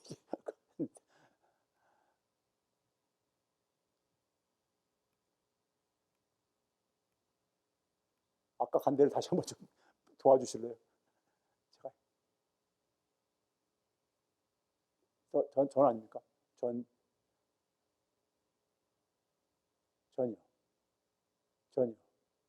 네, 여기 있어요. 제가 죄송합니다. 우리가 근데 2011년도부터는요, 아까 앞에서 그림 보여주잖아요. 2011년부터는 수출 정체예요. 근데 2011년이 뭐냐면요, 여러분들 볼 때 우리가 FTA를 굉장히 공격적으로 추진합니다. 그 당시 그러니까는 매일경제신문 이런 데서 경제 영토를 확장합니다. FTA는 막 그래가지고 그냥 찬양하고 막 그럽니다. FTA를 우리가 2011년 이후에 급속하게 빨리 진행했었어요. 우리나라가 전 세계에서 두 번째, 세 번째로 FTA를 많이 맺은 나라예요. 근데 FTA라는 것은 우리가 그런 측면이 있죠. 시장 개방에 그러니까 우리가 접근하기 쉬운 이런 지점이 있죠. 근데 문제는 이거 봐보세요. FTA 하기 전에 WTO 체제가 출범한 1995년부터 2011년까지는 세계 수출 증가율이 4.2배였는데 한국은 5.5배로 한국이 굉장히 덕을 받습니다. 그 세계화를 인해 2011년 이전까지는요. 근데 2011년 이후에는 보게 되면요, 세계 평균보다 우리가 더 떨어져요. 문제는 FTA를 굉장히 공격적으로 했는데 그 얘기는 뭐겠어요? 우리나라 산업 경쟁력에 심각한 문제가 있다는 것이 드러난 거예요. 이거 일반 전문가들도 이거 저기 모르고 외면하거나 모르는 건데 2011년도 이후에 우리나라에 되었습니다. 근데 금융위기 이후에 우리나라 수출이 왜 이렇게 우리가 타격을 받았느냐? 뭐 몇 가지 이유가 있습니다. 산업 경쟁이 약화된 것이 뭐 중요한 요인들이 하나지만은 근본적인 미국이 세계화 시절 때는요, 미국이 전 세계에서 가장 큰 시장이잖아요. 소비 시장이잖아요. 미국 소비자들이 빚내서 소비해 준 거예요. 서브프라임 모기지 사태라는 게 그 빚내서 집 사기 한 거거든요. 미국판이요. 네? 그런데 그걸로 금융이 딱 터지고 나가지고 아주 큰 된통 당하고 나서 가계부채 관리를 하면서 관리하니까 당연히 어떻습니까? 미국 소비가 줄어들죠. 소비가 줄어들면서 미국의 수입이 급감합니다. 미국의 수입의 연평균 증가율이 거의 3분의 1 이하로 떨어지잖아요. 네? 금융위기 이후에 미국에서요. 그 미국이 수입을 안 해주니까 당연히 수출하기 힘들어지지요. 그렇죠? 그 다음에 이제 우리가 그 결과가 우리는 대부분의 수출의 주력 부대가 제조업입니다. 제조업이 타격을 보죠. 제조업에 굉장히 좋은 일자리가 많은 편인데 제조업의 성장률이 쭉 떨어지게 되죠. 그 결과가 아까 했듯이 이게 수출이 멈추게 된 거의 이렇게 사실상 멈추게 되는 하나의 이유입니다. 수출의 역할이. 그 가계 소비는 계속 떨어지는데 수출이 멈춰버리니까 성장률은 계속 곤두박질 칠 수밖에 없는 거죠. 그게 한 10년 이상 그러니까는 허덕허덕 하면서 온 겁니다. 오다가 지금 그러니까는 급격하게 지금 상황이 온 겁니다. 또 하나는 뭐냐면요. 가계소득이 우리가 취약한 이유가 또 하나는 다른 나라들과 비교해 볼 때 우리나라 국민들이 굉장히 취약한 게요. 뭐냐면은 개념이 굉장히 취약한 게 우리는 뭐냐면요. 야, 소득이라는 것은 개인의 노력에 의해서 만드는 거지. 뭐 정부한테 자꾸만 의존해야 되냐. 이거 굉장히 잘못된 생각입니다. 우리가 사회를 구성할 때는 아까 얘기했듯이요. 기본적으로 생존에 유리하기 때문에 선택한 거예요. 그렇지만 혼자 살죠. 우리가 부부가 결혼해서 같이 사는 이유가 뭐예요? 혼자 사는 것보다 행복할 것 같으니까 결혼하는 거 아니에요. 네? 결혼해가지고 더 불행할 것 같다면 누가 결혼하겠습니까? 안 하지, 혼자 살지. 그렇죠? 그럼 마찬가지입니다. 사회를 구성하는 이유는요. 그 사회는 국가는 기본적으로 생존을 보장을 해줘야 돼요. 최소한의 생존을요. 기본적인 그건 하나의 마인드입니다. 이 서구 사회 속에서는요. 사회적 합의고 계약이지요. 그래서 우리가 소득도 개인이 우리가 노력에 의해서 벌어들인 소득, 그걸 시장소득이라고 하죠. 시장에서 우리가 벌어들인 소득이 있고, 그 다음에 사회에서 얻는 소득이 있습니다. 사회임금, 사회소득이라고 하는데, 대표적으로 뭐가 있습니까요? 여러분들 중에 자녀들 있으면 8세 미만까지 아동수당 받죠. 매달이요. 그냥 받는 거잖아요. 세금을 걷어가지고요. 아니면 뭐 기초노령연금 같은 것도 마찬가지잖아요. 이런 것들이 사회소득인 거예요. 근데 우리는 이게 너무 취약해요. 우리는 여기에 대해서 굉장히 그러면 내가 저거 받아먹으면 국가가 빚이 증가할 텐데 이런 걱정들 하면서 해요. 자, 그걸 구체적으로 보여드릴게요. 우리나라가 사회소득에서 1992년이 김영삼 정권 출범하기 전이죠. 97년이 외환위 마지막 해고 2002년, 2007년 보게 되면요. 그래서 최근까지 보게 되면은 우리나라가 꼴찌에서 사회소득이 OECD 국가 중에서 꼴찌에서 1위, 2위를 차지합니다. 한 번도 안 변했어요. 우리나라 국민들은 사회소득 개념이 굉장히 취약한 거예요. 자기 권리인지를 몰라.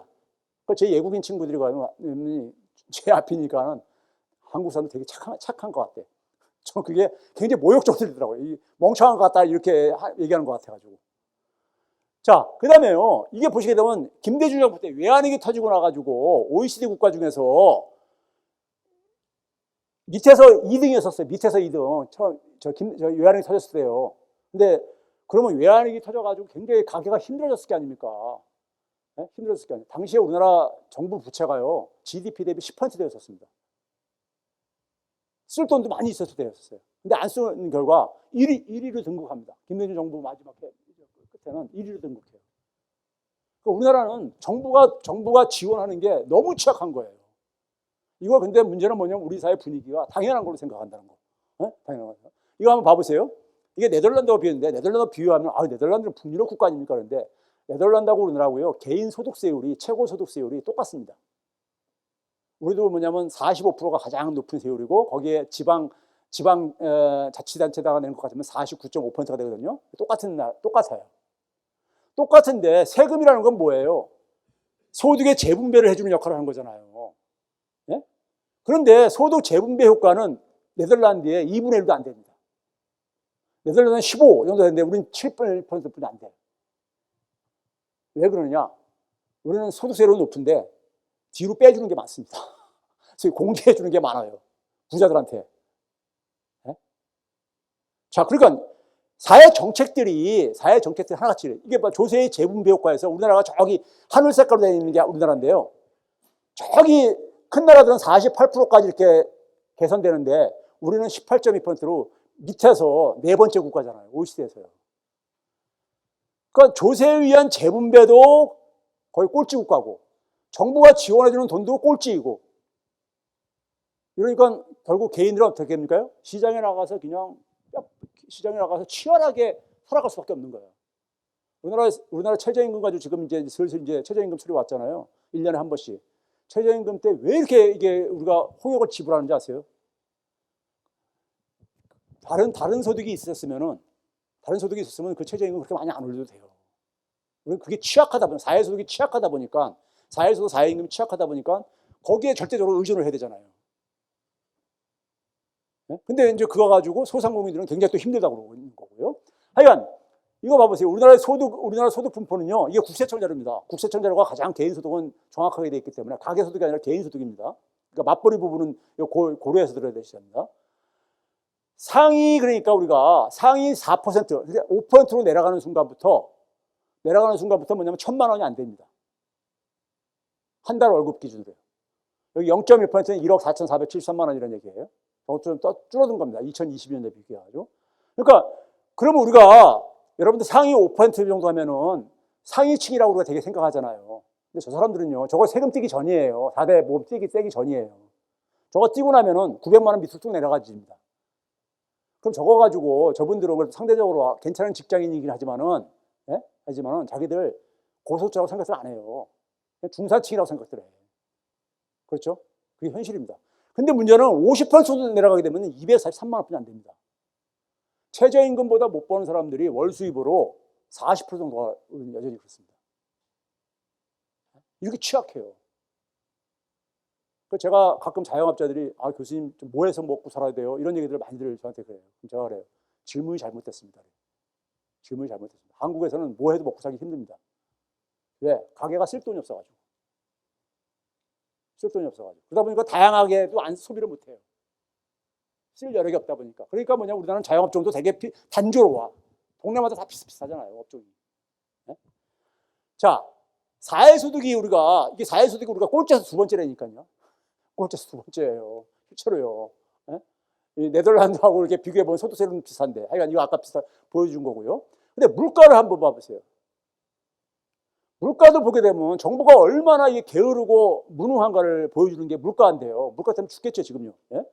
이거 보게 되면요. 2020년부터 최근 5월 달까지 소비자 물가의 흐름입니다.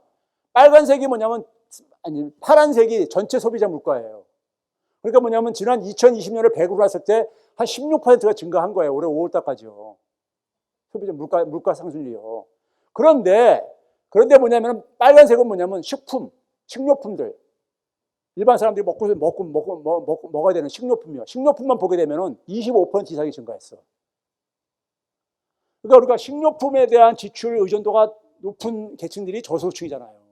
고소득층은 소득이 넉넉하다 보니까 식료품에 지출하는 비중이 작잖아요. 그걸 우리가 흔히 엥겔 지수라고 하죠. 근데 식료품에 대한 이게 먹고 사는 이런 것의 부담이 더 많이 올라가고 있잖아요. 갈수록 더 벌어지고 있잖아요. 그럼 물가 정책은 저기도 타겟을 맞춰야 되는 거예요. 서민층과 중산층들이 피해를 볼 수밖에 없는 거니까. 그렇죠? 자, 이제 구체적으로 봅시다.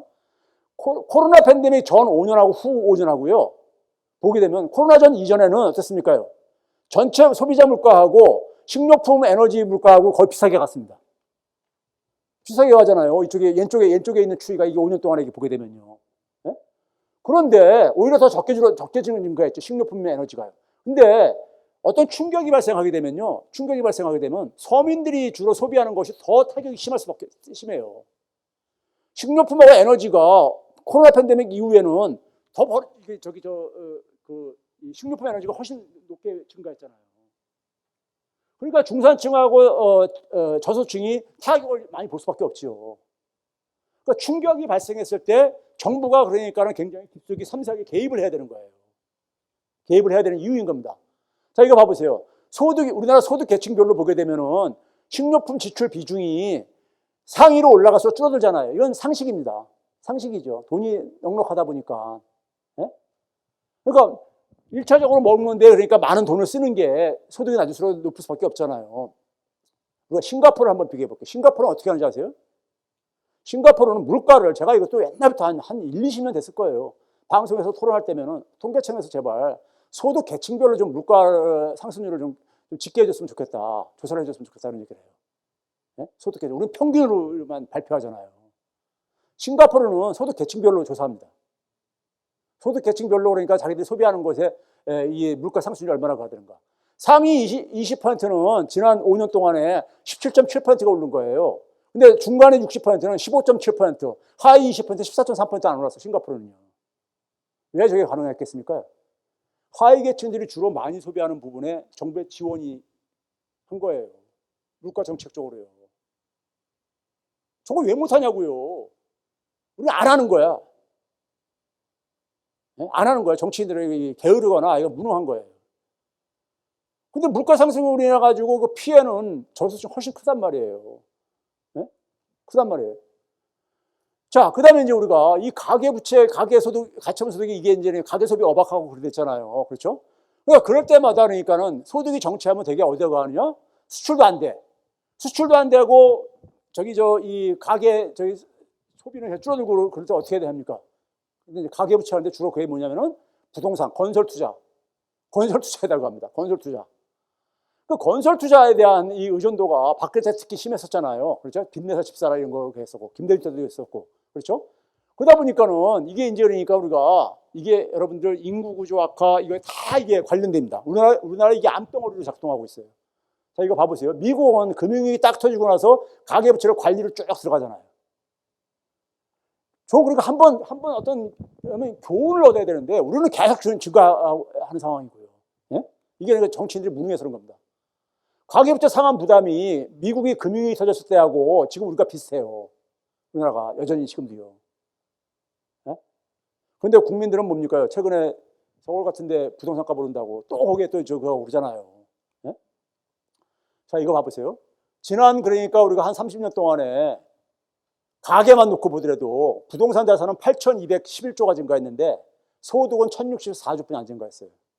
땀 흘려 일해가지고 얻는 소득은 돈은 1,060조 정도 증가했는데 부동산 자산은 8,200조가 증가했다고요. 저런 상황 속에서 누가 땀 흘리고 일하고 싶어요. 다 재테크하고 싶죠. 사회가 이렇게 만드는 거야. 네? 국내 전체적으로 보게 되면 뭐 더 끔찍하죠. 국내 전체적으로 기업들도 마찬가지입니다. 자산 불평등을 보게 되면요, 우리나라 이 하위 50% 상위 1%를 보게 되면요, 한국이 711.1배인데 미국 다음으로 그러니까는 중남미 국가들 불평등이 심한 나라들하고 비슷합니다. 네? 문제는 뭐냐? 우리나라 더 심각한 건 가려지는 건 뭐냐면 우리나라 소득 증가율이 급속도로 떨어지고 있잖아요. 그러니까 소득 대비 자산의 비중은요, 우리나라가 세계 최고입니다. 9.8배로요. 세계 최고야. 이거 큰일입니다. 우리나라 문제는 이 자산의 대부분이 부동산 자산이라고, 더군다나. 현금하기 힘든. 자, 그러다 보니까요, 소득 불평등하고 저출산하고 상관관계가 92%예요. 왜 그렇습니까요? 네? 우리가 비정규직이 결혼하기도 힘들잖아요. 정규직보다. 네? 출산율 떨어지죠. 결혼율 떨어지게 되면요. 자산 불평등하고도 마찬가지고요. 그러니까 이 자산 소득 격차하고 주거비가 상관성이 95%가 넘어요. 대개 결혼을 이해 못하느냐, 아기를 이해 안 낳느냐고 할 때 한국에 조사한 거에 의하면 첫 번째가 뭐로 나오냐면요. 첫 번째가 뭐냐면 임금 불평등으로 나옵니다. 소득 불평등. 두 번째가 뭐냐면 주거비. 세 번째가 자녀 교육비 이렇게 나와요. 네? 그거 우리가 스스로 만든 거예요. 우리 사회가요. 주거비하고 출산율. 상관성이 높잖아요. 다요. 자산소득 격차하고 교육비. 상관성 95%. 예? 그러면서 애를 안 난다고 해서 저출산에다가 예산 엄청나게 집어넣잖아요. 때려주잖아요. 효과 없는 이유가 이거 방치하는 이 원인들은 다 있는데 그거 방치하고 다른 데도 엉뚱한 데 돈 쓰고 앉아있으니까 효과가 안 나타나죠. 사교육과 출산율. 당연하죠. 예? 경제 지표는 거짓말 안 합니다. 가계부채하고 자산소득 격차하고 상관성이 높죠. 부동산 자산에 더돼 있으니까. 예? 소비 지출 줄어들죠. 부동산에 묶일수록 소비 지출 떨어지죠. 반대로 움직여요. 예? 소비가 억압되면서 성장률 떨어져요. 가계 소비 지출 떨어지고 앞에서. 그다음에 고령화율하고도 상관성이 커져요. 고령화율이라는 게 뭡니까요? 전체 인구에서 65세 이상 인구가 차지하는 비중인데 저출산이니까 부모가 안 증가할 게 아닙니까? 근데 나이 많으신 분들은 갈수록 오래 사시고. 예? 우리나라는 이 모든 문제가 경제 구조하고 지난 30년 동안 이상 진행된 거하고 이게 그 산물들이에요. 고령화가 되면 생산성이 떨어지지 아무래도 젊은 사람들보다 아무래도요. 그러니까 성장률이 떨어지고 성장률이 계속 떨어지다가 지금 그러니까 이제 마지막 이제 그러니까 서든리 상황까지 온 겁니다. 예? 그러다 보니까요 우리나라는 돈이 안 돌아요. 금리 내리고 뭐해도 있잖아요. 우리는 금리 내리면 기계적으로 경기에 부양될 거 생각하는데 안 돼요. 돈이 안 돌아요. 우리나라는 0.6대거든요. 팬데믹 때 우리가 떨어졌는데 떨어진 다음에 계속 떨어지고 있어 우리는요. 문제는요. 팬데믹이 끝난데도 불구하고 우리는 계속 떨어지고 있어. 이게 돈이 화폐 유통수라는 게 돈이 도는 속도거든요. 얼마나 잘 도느냐? 실물 경제. 미국은 또 떨어졌다가 다시 회복이 되고 있잖아요. 우리나라는 돈을 풀면요. 그 돈이 어디로 갑니까? 그게 자산시장으로 가. 필요한 사람들은 별로 안 가고요. 네? 우리 상식적으로 다 알고 있는 얘기들이잖아요. 근데 그 속에서 개인들이 할 수 있는 게 없다 보니까 개인들은 그냥 열심히 재테크에 관심을 갖죠. 그걸 욕할 수가 없어요. 내가 뭐 국가를 바꿀 수 있는 것도 아니고 그러니까. 근데 저건 누가 해야 되느냐? 정치인들이 해야 되는 거죠. 정부와 정치인들이 해야 되는 거잖아요. 자산소득 격차하고 화폐 유통수가 돈이 안 도는 거하고 상관성이 저렇게 높아요. 우리가 지금 겪고 있는 많은 중병들이 다 상호 관련돼 있다는 게 지금 보이잖아요. 네? 관련돼 있죠. 그러다 보니까 우리는 뭐냐면 수출이 안 좋고 가계 소득이 우리가 지금 정치돼 있어. 가계가 쓸 돈이 없어. 그러니까 그때마다 어떻게 합니까? 빚 내서 쓰는데 그걸 되게 어디다 갑니까? 이왕이면 그 빚을 내서 가는 것을 건설 경기 부양시켜 주는 데다가 밀어주죠.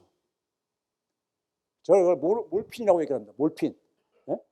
근데 이거 봐보세요. 한국은행에서 이 건설 부양할 생각 하지 말아야 된다. 이번에 낸 보고서가 그거예요. 일본이 90년대 절하가지고 망했거든요. 일본이 90년대요. 1% 연평균 1% 성장률이었습니다. 부동산 거품 붕괴되고 난 다음에 자산시장 거품 붕괴되고 난 다음에요. 그 다음에 2000년대 10년 동안 0.6%. 그리고 2013년 이후에 0.4%로 계속 떨어지고 있잖아요. 이게 장기 침체 저겁니다. 우리는 지금 뭐냐면 1%로 지금 진입해 온 거잖아요. 지금요. 우리 지금 뭐라고 합니까요? 0.8% 올해 얘기를 하면서 한국은행이나 KDI가 그리고 뭐냐면 이 추경으로 해가지고 한 1% 정도 끌어올릴 거다 이런 얘기를 하고 앉았잖아요. 이미 여기 진입한 거예요. 우리요. 여기 진입한 겁니다. 네? 그런데 우리가 보게 되면 지금 보게 되면 건설 투자가 마이너스가 굉장히 심하거든요. 성장률을 단기적으로 끌어올리려면 이거를 그렇게 관심 안 가질 수밖에 없어. 이게 그러니까 몰핀이라 이거예요. 그래서 교통사고 난 사람이 그러니까 그랬을 때 뭐 고통스러우니까 진통제를 놔주잖아요. 근데 진통제가 치료제는 아니잖아요. 네? 치료제는 아니잖아. 그렇죠? 자, 그래서 이게 보시게 되면요. 우리나라 이제 이 건설 투자가 계속해서 지금 2018년 이후에 마이너스 행진이 계속 진행되고 있습니다. 근데 문제는 뭐냐면 일본도 90대 초에 일본의 건설 투자가 27조 엔으로 딱 정점을 찍고요. 그때까지 쫙 올라갔었죠. 그다가 이제 부동산 시장 붕괴되고 나면서 쫙 떨어지니까는 거기다가 돈 이제 막 지원하죠. 지원해가지고 90대 후반까지 28조 원까지 다시 끌어올려요. 근데 결과는 어떻게 됐느냐? 장기 침체의 길에 빠지죠. 제가 저 당시에 일본 교수하고 이렇게 교류하면서 그랬는데 동경대학에 있던 교수가 자기가 동경에서 떨어진 외곽에 이렇게 일부러 이제 좀 근데 살고 있는데 자기 집 앞에는 비포장 도로라는 거예요. 근데 어느 날 저 구청 같은 데 나와가지고 공무원들이 나와가지고 자기 집 앞에 비포장 도로를 포장을 해주겠다는 거야. 그래서 나 필요 없다고. 나 일부러 저기 근데 그런 걸 한 거예요. 그래서 돈 쓴 거예요. 근데 그거 가지고 무슨 일자리가 생기냐고요. 35,000달러대가 이미 진입한 나라에서 좋은 일자리가. 그 결과가 정부 부채가 계속 증가한 거지. 경기는 못 살리고. 일본이 그래서 그게 거기 함정에 빠진 거예요. 그러니까 일본은 근데 우리보다 일본이 그래도 난 게 뭐냐면요. 일본은 90대 초반 하더라도 우리보다 가계 소비 지출 비중이 낮았었어요. 우리 아까 60% 정도 했었잖아요. 근데 일본은 58%였었어요. 근데 일본은 여전히 50% 이상은 방어하고 있어요. 우리는 46%까지 붕괴됐잖아요, 지금요. 우리가 더 나쁜 거야, 지금요. 일본은 90년대는 세계 경기가 또 좋을 때였었어. 근데 우리는 지금 세계 경기도 안 좋잖아요. 네? 그렇죠? 그러니까 이 건설 투자를 인정을 하게 되면요, 당연히 어떻게 됩니까? 가계 부채가 증가할 수밖에 없어. 사람들이 벌써 그러니까 대출 막 옥죄기 전에 받으려고 막 움직이고 그러잖아요. 그럼 대출 많이 받으면은 가계소비 줄어들 수밖에 없어요. 원리금 상환 부담이 늘어나니까. 이게 몰핀이라니까요, 이게요. 자, 그 다음에 한국은 있잖아요. 건설 투자 비중이 너무 높아요. 우리 여전히 투자를 쓰는데 선진 국가들은요, 이게요. 아무리 높아도 한 5% 미칩니다, 다. GDP에서요. 건설 투자가 저렇게 많이 차지할 이유가 없는 거예요. 그 얘기는 뭐냐? 다른 산업이 굉장히 취약하다는 거야. 취약한 거야, 그러니까요. 건설업을 저렇게 많이 해서 경제 성장을 한다는 얘기는요. 그래서 이것도 우리도 경제가 성장하면서 쭉 줄어왔잖아요. 이게 줄어오는 게 당연한 거야. 근데 요때 증가했죠. 요때하고 요때 증가했잖아요. 요때가 뭡니까? 김대중 때 빚 내서 집 사라고 한 거고, 요게 박근혜 때 그러니까 집 내서 집 사라고 한 때입니다. 딱 그 두 때만 빼놓고는 계속 감소해가고 있잖아요. 여기에서 벗어나야 됩니다. 우리나라 국민들이요. 우리 예를 들어서 그러니까 막 이 식생활 관리 안 하고 몸 관리 안 해가지고 막 당뇨 걸리고 막 이렇게 하게 되면 어떻게 됩니까요? 먹는 것도 해야 되고 개선해야 되고 운동도 해야 되고 막 그래야 되잖아요. 근데 고통스러운 과정이잖아요. 해야 됩니다. 네? 우리가 우리의 원인을 알았는데 그거를 그러니까는 자 이거 봐보세요. 건설 투자 비중이 이게 밑에 있는 게 일본이에요. 일본이요. 그리고 위에가 한국이고요. 여전히 굉장히 높잖아요. 네? 높잖아. 일본도 초창기에 저 끌어올려가지고 방어하려고 했었어. 근데 그냥 아무 소용이 없었던 거예요. 그런 거 가지고 경제 안 살거든요. 몰핀 가지고 어떻게 사람이 건강해집니까? 그렇죠? 그러니까 우리나라는 이자 비용이 지금 굉장히 높은 거예요, 여전히요. 빚내서 가게 되면 이자 비용 많이 나가죠. 네? 그러니까 소비를 못 하는 거고요. 그렇죠? 자, 그러다 보니까는 한국의 가계 소비 지출이 되게 이게 파괴적으로 진행된 이유가요. 이유가 뭐냐면은 이 건설 투자 이 뭡니까? 이 파란색이 한국의 가계 소비 지출 비중이고 오렌지 색깔이 일본인데 일본보다 우리가 더 파괴적으로 진행됐죠. 파괴적으로요. 파괴적으로 진행되니까는 수출이 안 좋게 되면은 타격이 더 심할 수밖에 없는 거예요. 우리가 최근에 일본하고 다시 역전된 이유가 바로 그래서 그렇습니다. 네? 이게 한국의 수출 비중하고 일본의 수출 비중. 일본도 수출에 그래가지고 목매고 있는데도 불구하고 일본은 20% 정도뿐이 안 돼. 우리나라 절반뿐이 안 된다고요. 네? 자, 그래서 이제 이재명 정부가 이제 이 상황을 다 알아요. 압니다. 아는 상황 속에서. 네? 정부가 그렇기 때문에 할 일이 굉장히 많고 열심히 해야 되겠다 하는 게. 그러니까 제가 아까 얘기했잖아요. 우리나라가 여러분들 이 세율은 굉장히 높아요. 소득세율이. 높은 편입니다. OECD 국가 중에서요. 아까 네덜란드하고 똑같다 그랬잖아요. 네? 높은 측에 속해요. 10위권 안에 들으니까. 근데도 왜 재분배가 안 좋냐? 불평등이 심하냐면요. 우리나라는 공제가 우리 연말 정산 같은 거 해보셨을 게 아닙니까? 그럼 공제 많이 받잖아요. 개인들은 공제 많이 받으면 좋죠. 근데 문제는요, 이 공제 혜택이 공제로 이게 혜택 나가는 게요. 우리나라가 1년에 그러니까 한 천조가 넘어요. 소득 발생하는 게요. 그 중에서 한 400조 정도가 공제를 받습니다.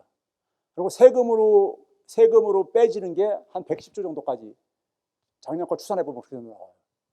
근데 그것의 대부분의 혜택을 누가 보느냐?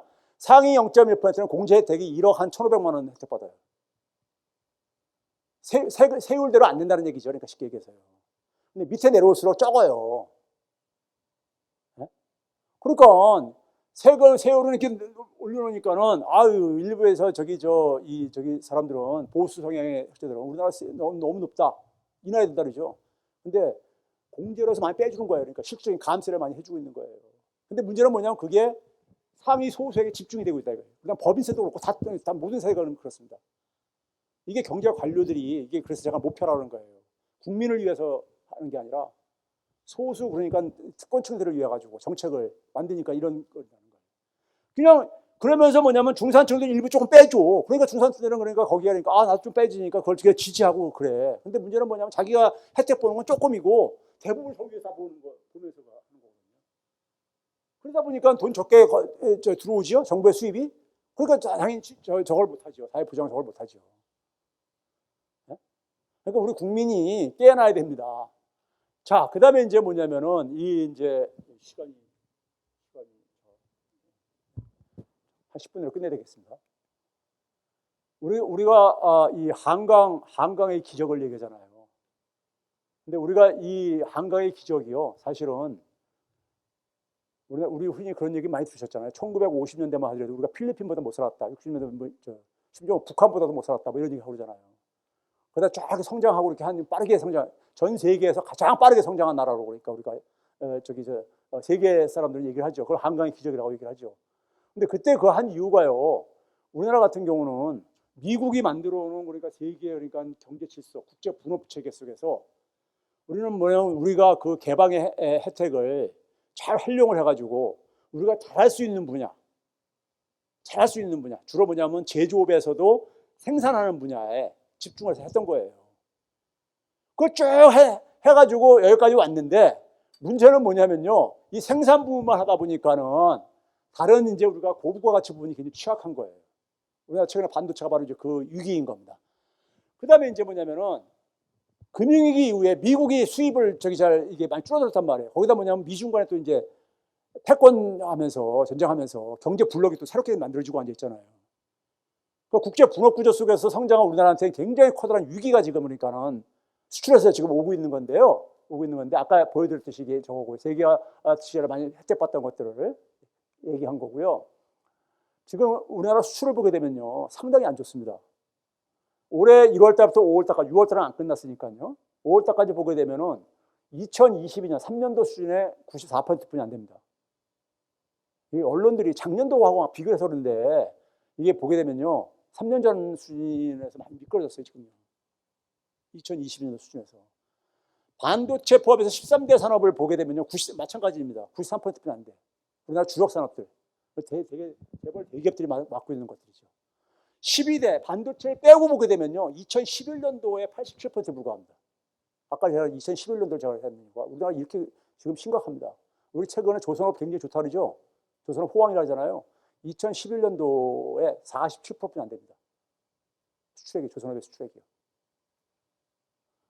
자, 하여간 반도체 한번 봐보세요. 반도체도 그러니까 5월 달까지 보게 되면은 겨우 우리가 3년 전 수준 정도 된 상태예요. 네? 근데 뭐냐면은 외화 내빈이라는 얘기죠. 이게 뭐냐면 기업 가치를 보게 되면은 삼성전자가 대만의 대표적인 TSMC보다 더 높았었어요. 기업 가치가. 근데 지금은 이제 완전히 쫓아갈 수 없을 정도까지 벌어져 버렸죠. 네? 그 이유가 뭐냐면 돈을 못 벌어서 그래요. 삼성전자 반도체가 영업이익이 차이를 봐보세요. 거의 4배 정도 차이 납니다. TSMC하고요. 네? 왜 이렇게 됐느냐? 우리나라 산업 생태계 문제입니다. 매출액도 마찬가지고요. 그러면 그다음에 이제 우리가 미래 성장 동력으로 키운 게 2차 전지라든가 바이오잖아요. 이게 3년 전에 비해 가지고 어떻습니까? 저기 위에 저기 색깔이 겹쳤는데 93%에 불과하다는 거고요. 자, 세계 점유율이요. 우리가 한때는 3.2%까지 끌어올렸었습니다. 근데 지금 어디까지 떨어져 있냐? 2.7% 밑으로까지 떨어졌어요. 문제는 독일, 일본도 쫙 떨어지고 있습니다. 떨어지고 있어요. 그건 선방한 거냐? 선방한 거냐? 그건 아닙니다. 자, 이제 또 좀 볼게요. 우리나라의 이 수출을 보게 되면요. 반도체가 반짝 좋을 때 2017년, 18년도 잠깐 좀 넘었다가 반도체가 안 좋으면 다시 미끄러지고 이런 상황입니다. 반도체 빼고선 그러니까 우리가 경쟁력 있는 산업이 거의 없다는 얘기인 겁니다. 쉽게 얘기해서. 그다음에 이제 뭐냐면 지난 30년간의 시장 지배력을 보게 되면요. 10대 수출국, 10대 수출 강국들 있잖아요. 얘네들이 59.4에서 49.3으로 한 10%포인트 떨어졌습니다. 지금 뭐냐? 수출 시장이 다변화되고 있다는 얘기인 겁니다. 다변화되고 있다는 얘기죠. 자, 그래서 여기 보게 되면요. 1위에서 10위권은 위축이 되고 있고 11위에서 20위, 11위에서 30위가 성장을 하고 있어요. 여러분들 보게 되면 미국은 2001년도에 11.9 세계에서 11.9%를 수출했었는데 이게 8.7%까지 미끄러진 거고요. 유럽연합의 27개 국가도 이렇게 한 10%포인트가 아니냐 7%포인트 가깝게 떨어지고 중국하고 그다음에 이 1위, 30위가 이렇게 증가했다는 얘기인 겁니다. 그러니까 수출 시장이 어떻게 변하고 있는가를 우리가 참고를 하기 위해서. 문제는 그러면 중국이 계속 증가하고 있느냐? 아닙니다. 중국도요. 정점을 그러니까 15%로 정점을 찍고 이게 지금 정체를 보이고 있습니다. 중국도요. 그럼 도대체 무슨 변화가 일어났느냐? 궁금하시죠? 여기 보시게 되면요. 미국, 중국, EU가 합치는 게 여기 이제 중국의 증가로 인해서 그렇지만은 여기 2021년도 이후부터 떨어지고 있잖아요. 미국, 중국, EU면은 소위 말해서 세계에서 가장 커다란 시장들이잖아요. 3대 시장이잖아요. 네? 떨어지고 있죠. 그런데 아세안하고 브릭스, 여기서 이제 중복되는 게 인도네시아하고 중국이니까 빼고서는 했을 때 이게 이제 좀 올라가고 있죠. 브릭스 11개 국가에서 2개 국가를 빼는 얘기거든요. 그다음에 나머지 시장은 그러니까 이게 하는데 결국은 뭐냐면 이 중위권 11에서 30위권 국가들이 가한다는 얘기고요. 그다음에 이건 뭐냐면은 이게 그겁니다. 이 수입 시장이요. 그러니까 우리나라한테는 수출 시장이 되는 거죠. 우리는 지금 미국에다가 중국에다가 몰빵들 하고 앉아 있는데 EU라든가 미국이 이만큼 떨어졌습니다. 한 5%포인트 정도요. 유럽연합이 이만큼 떨어졌고요. 그렇죠? 그다음에 1위에서 10위권 국가도 한 10%포인트 떨어졌어요. 그래서 중국이 증가한 건 당연히 아실 테고 브릭스 11개 국가들이 증가하고 하거나 그다음에 11위에서 30위권들이 증가한 거예요. 그래서 우리가 수출을 다변화해야 되는 거죠. 중심 국가에다가 그러니까 우리는 몰빵을 해가지고는 수출 지금 타결을 못해요. 못합니다. 그러면 이제 우리의 상황을 보게 되면은 우리의 상황을 보면 어떠냐? 지나가 버렸네. 아까 거기를 조금만 좀 더 앞으로 많이 지나가 버렸네. 여기서부터 우리는 그러니까 수출 시장 다변화에 실패한 거예요. 지난 20몇 년 동안에 우리 실패한 겁니다. 네? 그러니까 그런 점에서 국제 관계를 정상화를 못해서 그런 거예요. 우리는 주로 4대 강국, 특히 그것도 뭐냐면 미국, 일본에 그러니까 우리는 거기에 의존도가 심하잖아요. 우리가 살기 위해서라도 국제 관계 다변화해야 됩니다. 실리주의. 자. 그다음에 이제 우리가 왜 가냐면요. 우리는 아까 그랬잖아요. 우리나라 삼성전자 보게 되면요. 지금 참 삼성전자가 어떻게 저렇게까지 망가질 거라고 여러분들 언제 상상을 했습니까? 네? 삼성전자는 지금 뭐냐면 1등 상품이 하나도 없잖아요. 1등 상품이 하나도 없죠. 우리나라는요. 사업하시는 분들이나 산업계나 정부나 기본적으로 생태계 개념이 없어요. 생태계 개념이 없습니다. 생태계 개념이라는 건 경제도 생태계입니다. 생태계라는 건 뭡니까? 우리가 강 생태계 하면 강에 가게 되면 강에 사는 식물도 있고 물도 있고 여러 기온 등등이 다 이게 무생물적인 거하고 생명체들이 다 상호 의존하면서 하나의 성장 환경을 만들잖아요. 생존 환경을 만들고 그러잖아요. 네? 상호 의존적으로요. 생태계 개념이잖아요. 경제도 마찬가지 생태계입니다. 근데 우리나라는 생태계 개념이 없다는 얘기는요. 아까 얘기했듯이 미국이 그러니까 쭉 해놓은 거 속에서 우리는 일부를 그러니까 딱 선택을 해가지고 거기에 그러니까 올인하면서 해온 거예요. 자, 우리나라가 그러니까 미국 애들은 근데 선진국가들은 지네들이 산업 생태계를 처음 만든 애들이잖아요. 그래서 생태계 개념이 있습니다. 얘네들은 그러니까 스마트폰을 만들 때 뭘까지 생각을 하냐면요. 스마트폰에는 콘텐츠라든가 소프트웨어도 들어가야 되니까 그걸 어떻게 그걸 구축할 것인가까지 다 머릿속에 하면서 장기적으로 이걸 사업을 진화해요. 우리나라 같은 경우는 배민 같은 경우라든가 카카오 보게 되면요. 모방을 해가지고 다 만들죠. 만드는데 배달앱 같은 거 만들죠. 만든 다음에 그다음에 어떻게 합니까? 거기서 멈추는 다음에 그냥 팔아치우고 지분 팔고 자기 돈 챙기고 오는 걸 끝나잖아요. 거기서 더 이상 못 나가요. 모방하는 데서. 생태계 개념이 없어가지고. 얘네들은 만들 때 전체 생태계를 머리에 구상하면서 사업을 합니다. 구글에 했던 얘네들은 왜 그러냐면 자기들이 산업을 만들어 본 경험들이 있다 보니까. 그러니까 창업을 하는 애들 젊은 애들도 그렇게 돼 있어요. 근데 우리나라는 창업하는 사람들이 생태계 개념이 없어요. 네? 자, 이거만 길게 얘기하면 반도체를 보면 딱 보이잖아요. 반도체 모든 상품이 제조업 상품들을 보게 되면요. 자, 상품을 그러니까 먼저 어떤 새로운 상품을 만들려면 어떻게 됩니까? 그 상품에 대한 정의부터 해야 되잖아요. 그게 설계하는 과정입니다. 설계. 디자인하는 거죠. 스마트폰을 만들려고 없던 스마트폰을 만들려면은 스마트폰의 기능 어떤 거 생각해가지고 그걸 먼저 저기 말해서 정의를 해야 되잖아요. 그게 디자인 설계하는 과정입니다. 그리고 이제 그걸 가지고 이제니까는 이제 만드는 과정이 있고 그다음에 이제 후공정 과정이 이렇게 있고 그러잖아요. 그런데 우리는 주로 제조 부분에만 집중을 한 거예요. 네? 집중을. 근데 선진 국가들은 이 전체를 다 할 수가 있어요. 다 해. 다 해요. 왜 그러냐면 다 할 수밖에 없는 이유가 국제관계 속 현대사회 속에서는 국가라는 것은 서로 경쟁 관계거든요. 영원한 적도 없고 영원한 우방도 없다 이런 얘기 있듯이 그러면 상대방이 보복했을 때 우리가 일본한테 우리가 한번 보복당했듯이 보복했을 때 우리가 피해를 안 보려면은 자기 완결적인 그러니까는 이 구조 가져요. 걔네들은요. 근데 우리는 저거 하다 보니까 이쪽이 없는 거야. 없다 보니까 고부가 가치가 서비스 산업이 우리가 발전이 안 되는 이유가 그렇게 역대 정부가 서비스 육성한다고 하는데도 안 되는 이유가 바로 저기에 있습니다. 이 분야가 돼 있다 보니까. 근데 옆에 나라인 대만만 하더라도 보게 되면 대만이 왜 그러냐면요. TSMC가 저 설계한 대로 제조해주는 저 파운드리 저거잖아요. 근데 얘네들은 뭐냐면 팹리스가 설계하는 회사들이 있어요. 생태계를 만들어가지고 하고 있다 보니까 파운드리가 경험이 축적이 될 수가 있었던 거예요. 그리고 미국에 있는 그러니까는 이 팹리스들한테 하고 갑을 관계가 안 되는 겁니다.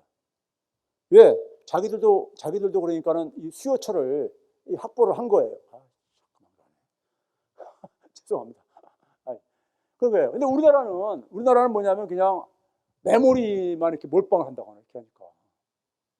근데 이재명 정부가 그래서 이걸 이렇게 알고 이제 반도체 생태계하고 AI에서 생태계로 만들겠다는 거 아닙니까 지금요. 그래서 이제 한 가지 좀 희망을 갖는 것이고요. 그래서 이제 사회를 이제 우리가 이제 정상화하는 거하고 이제 맞물려 있는 문제입니다. 근데 이거를 이제 저는 이재명 대통령은 이걸 인식을 하고 있어요. 인식을 하고 있습니다. 그동안 제가 개인적으로 얘기한 결과로는요. 그랬을 때 우리가 뭐냐면은 우리 사회적으로는 뭐냐면 그동안 경험을 통해서 더더나 이렇게 급변하는 사회 속에서는요. 성장을 했을 때 성장을 같이 공유하겠다. 똑같이는 안 날아갔다 하더라도 대부분 사람들이 같이 혜택을 볼 수 있는 공동 번영을 그러니까 우리가 돼야지만이 사회는 갈등이 최소화되집니다. 갈등이 최소화되죠. 이게 그러니까는 개인들한테 경쟁에 산락한 사람들은 네 팔자로 생각하고 그냥 알아서 살아 이렇게 하게 되면요.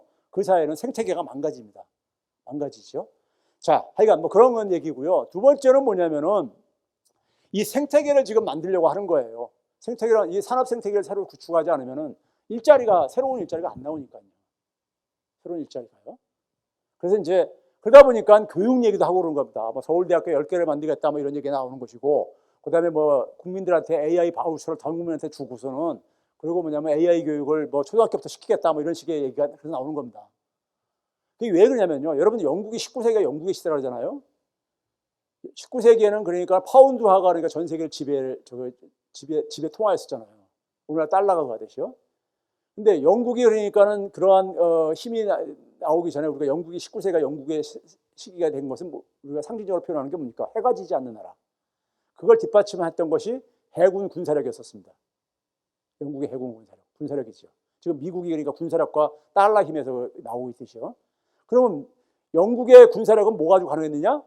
경제력입니다. 경제력의 근간은 산업입니다. 산업혁명의 발상지가 영국으로 돼 있잖아요. 근데 산업혁명이 여러분들 우연히 나온 게 아닙니다. 그게 영국에서 뭐냐면은 의회 민주주의하고 그 변화 속에서 사회 갈등을 잘 그러니까 조정을 함으로써 현대적인 금융 시스템을 만들고 그러면서 이게 가능했던 거거든요. 그러면 그거는 영국에서 어떻게 나왔느냐? 그 전에 있었던 것이 바로 뭐냐면 교육혁명이었습니다. 1300년 전후부터 여러분들이 우리가 흔히 알고 있는 옥스퍼드 대학, 캠브리지 대학 이런 데들이 교육혁명 먼저 일어나요. 사람이 바뀌고 그다음에 뭐냐면은 사회 질서의 변혁이 오죠. 시민혁명 이런 것들이요. 그래가지고 이게 산업혁명으로 이어지고 여기까지 오게 된 겁니다. 시간이 다 돼서 이제 끝내려는데, 그래서 우리의 이제 장기적인 플랜은 뭐냐면, 새로운 이 산업 생태계를 만들고 새로운 사회 생태계를 만들기 위해서는 새로운 거기에 맞는 인간이 필요한 거예요. 우리가 조선시대 때 공자를 맹자를 해가지고 산업화라는 것은 상상할 수가 없듯이요. 네? 똑같은 얘기인 겁니다. 자, 하여간 뭐 이런 거를 이제 그러니까 반영하는 게 최근에 이제 언론 보도를 통해서 이렇게 본다면 이런 겁니다. 한국판 엔비디아를 키우겠다는 얘기는 생태계 개념을 뒤늦게 이제 깨달은 거예요. 생태계 구축 없이는 우리나라 반도체 망하겠다. AI 시스템은 완전 쳐지겠다. 그게 그 얘기죠.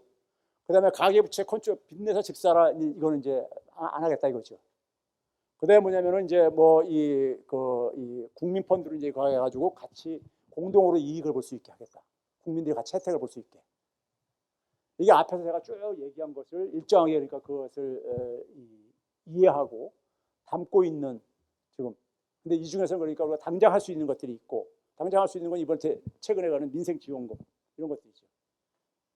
최근에 이게 우리가 사회라는 것이 굉장히 이게 민감한 게요. 변화 분위기 보니까 주식이 막 하잖아요. 그거 정권 바뀌었다고 해가지고요. 그런 겁니다. 우리나라 국민들은요, 굉장히 강한 장점이 있습니다. 위기에 강해요. 위기에 강합니다. 진짜요. 그래서 만약에 뭐냐면 지도자들이, 엘리트들이 잘하는 모습을 보이게 되면 우리나라 국민들은 힘을 모아줍니다. 힘을 모아줘요. 근데 지도자들이 그러니까 개판치게 되면은 국민들은 그러니까 낙담을 해가지고 다 이제 막 모래알처럼 저거 돼버렸지만은 각자도생이란 말이 한때 유행했듯이 그런 점에서 저는 우리가 전환점을 만들 수 있다고 봐요. 그런데 시간이 걸리는 것들도 있고 당장 그러니까 우리가 급한 발등에 떨어진 불부터 꺼야 될 부분도 있고 그러지만은 그런 점에서 제가 굉장히 앞에 아무런 얘기를 제가 보여드렸지만은 저는 우리나라가 주저앉을 정도는 아니다. 주저앉을 정도가 아니기 때문에 여러분들 희망을 버리지 마시고 그리고 우리가 되면 국민이 해야 될 역할들, 국민들이 가져야 될 마음가짐 이건 마찬가지로 있다는 겁니다. 그래야지만이 국민들이 그게 생각이 정리가 돼야지만이 정책을 지원해 줄 수가 있는 거거든요. 왜냐하면 거기에 그러니까 갈등을 조장하는 다른 목소리, 이질적인 목소리 많이 들어옵니다. 그거를 국민들이 막아줘야 돼요. 국민들이. 우리 다음 세대들이 이 땅에서 살기 위해서는 저는 그런 얘기합니다. 저는 살 만큼 살았고 그랬는데 우리 자녀들이, 내 학생들이 살기 위해서는 그러니까 우리 기성세대들이 그러니까는 많은 부분들을 그러니까 사실은 이 대한민국을 위해 가지고 참고 그러니까 우리가 이겨내야 될 부분은 이겨내야 되는 겁니다. 그런 데 속에서 그러니까는 이 정부가 제대로 갈 때는 거기에 대한 지지를 보내줘야 되는 거예요. 일부 언론들의 그러니까 보수 언론들의 갈라치기 이런 거에 그러니까 흔들리지 마시고 그래야지만 이게 무슨 뭐 정부 혼자서 가능한 것도 아니고요. 정부와 기업과 그러니까 국민들이 그러니까는 같이 그러니까는 생존과 번영을 위해 가지고 한 데다 에너지를 모아야지만 이게 가능한 거거든요. 근데 그런 문제의식을 가진 정부가 저는 나왔다는 점에서도 일단은 점수를 드리고 싶은 겁니다. 희망을 갖고 싶은 거예요. 이걸 모르면은 계속해서 지난 몇 년 동안에 우리가 그냥 이렇게 나락으로 떨어져 왔듯이 그런 상황인데 이 상황을 지금 알고 있다는 점에서 제가 파악한 걸 알고 있다는 점에서는 여러분 우리가 전환점을 만들 수 있다고 생각을 합니다. 이걸로 마치겠습니다. 감사합니다.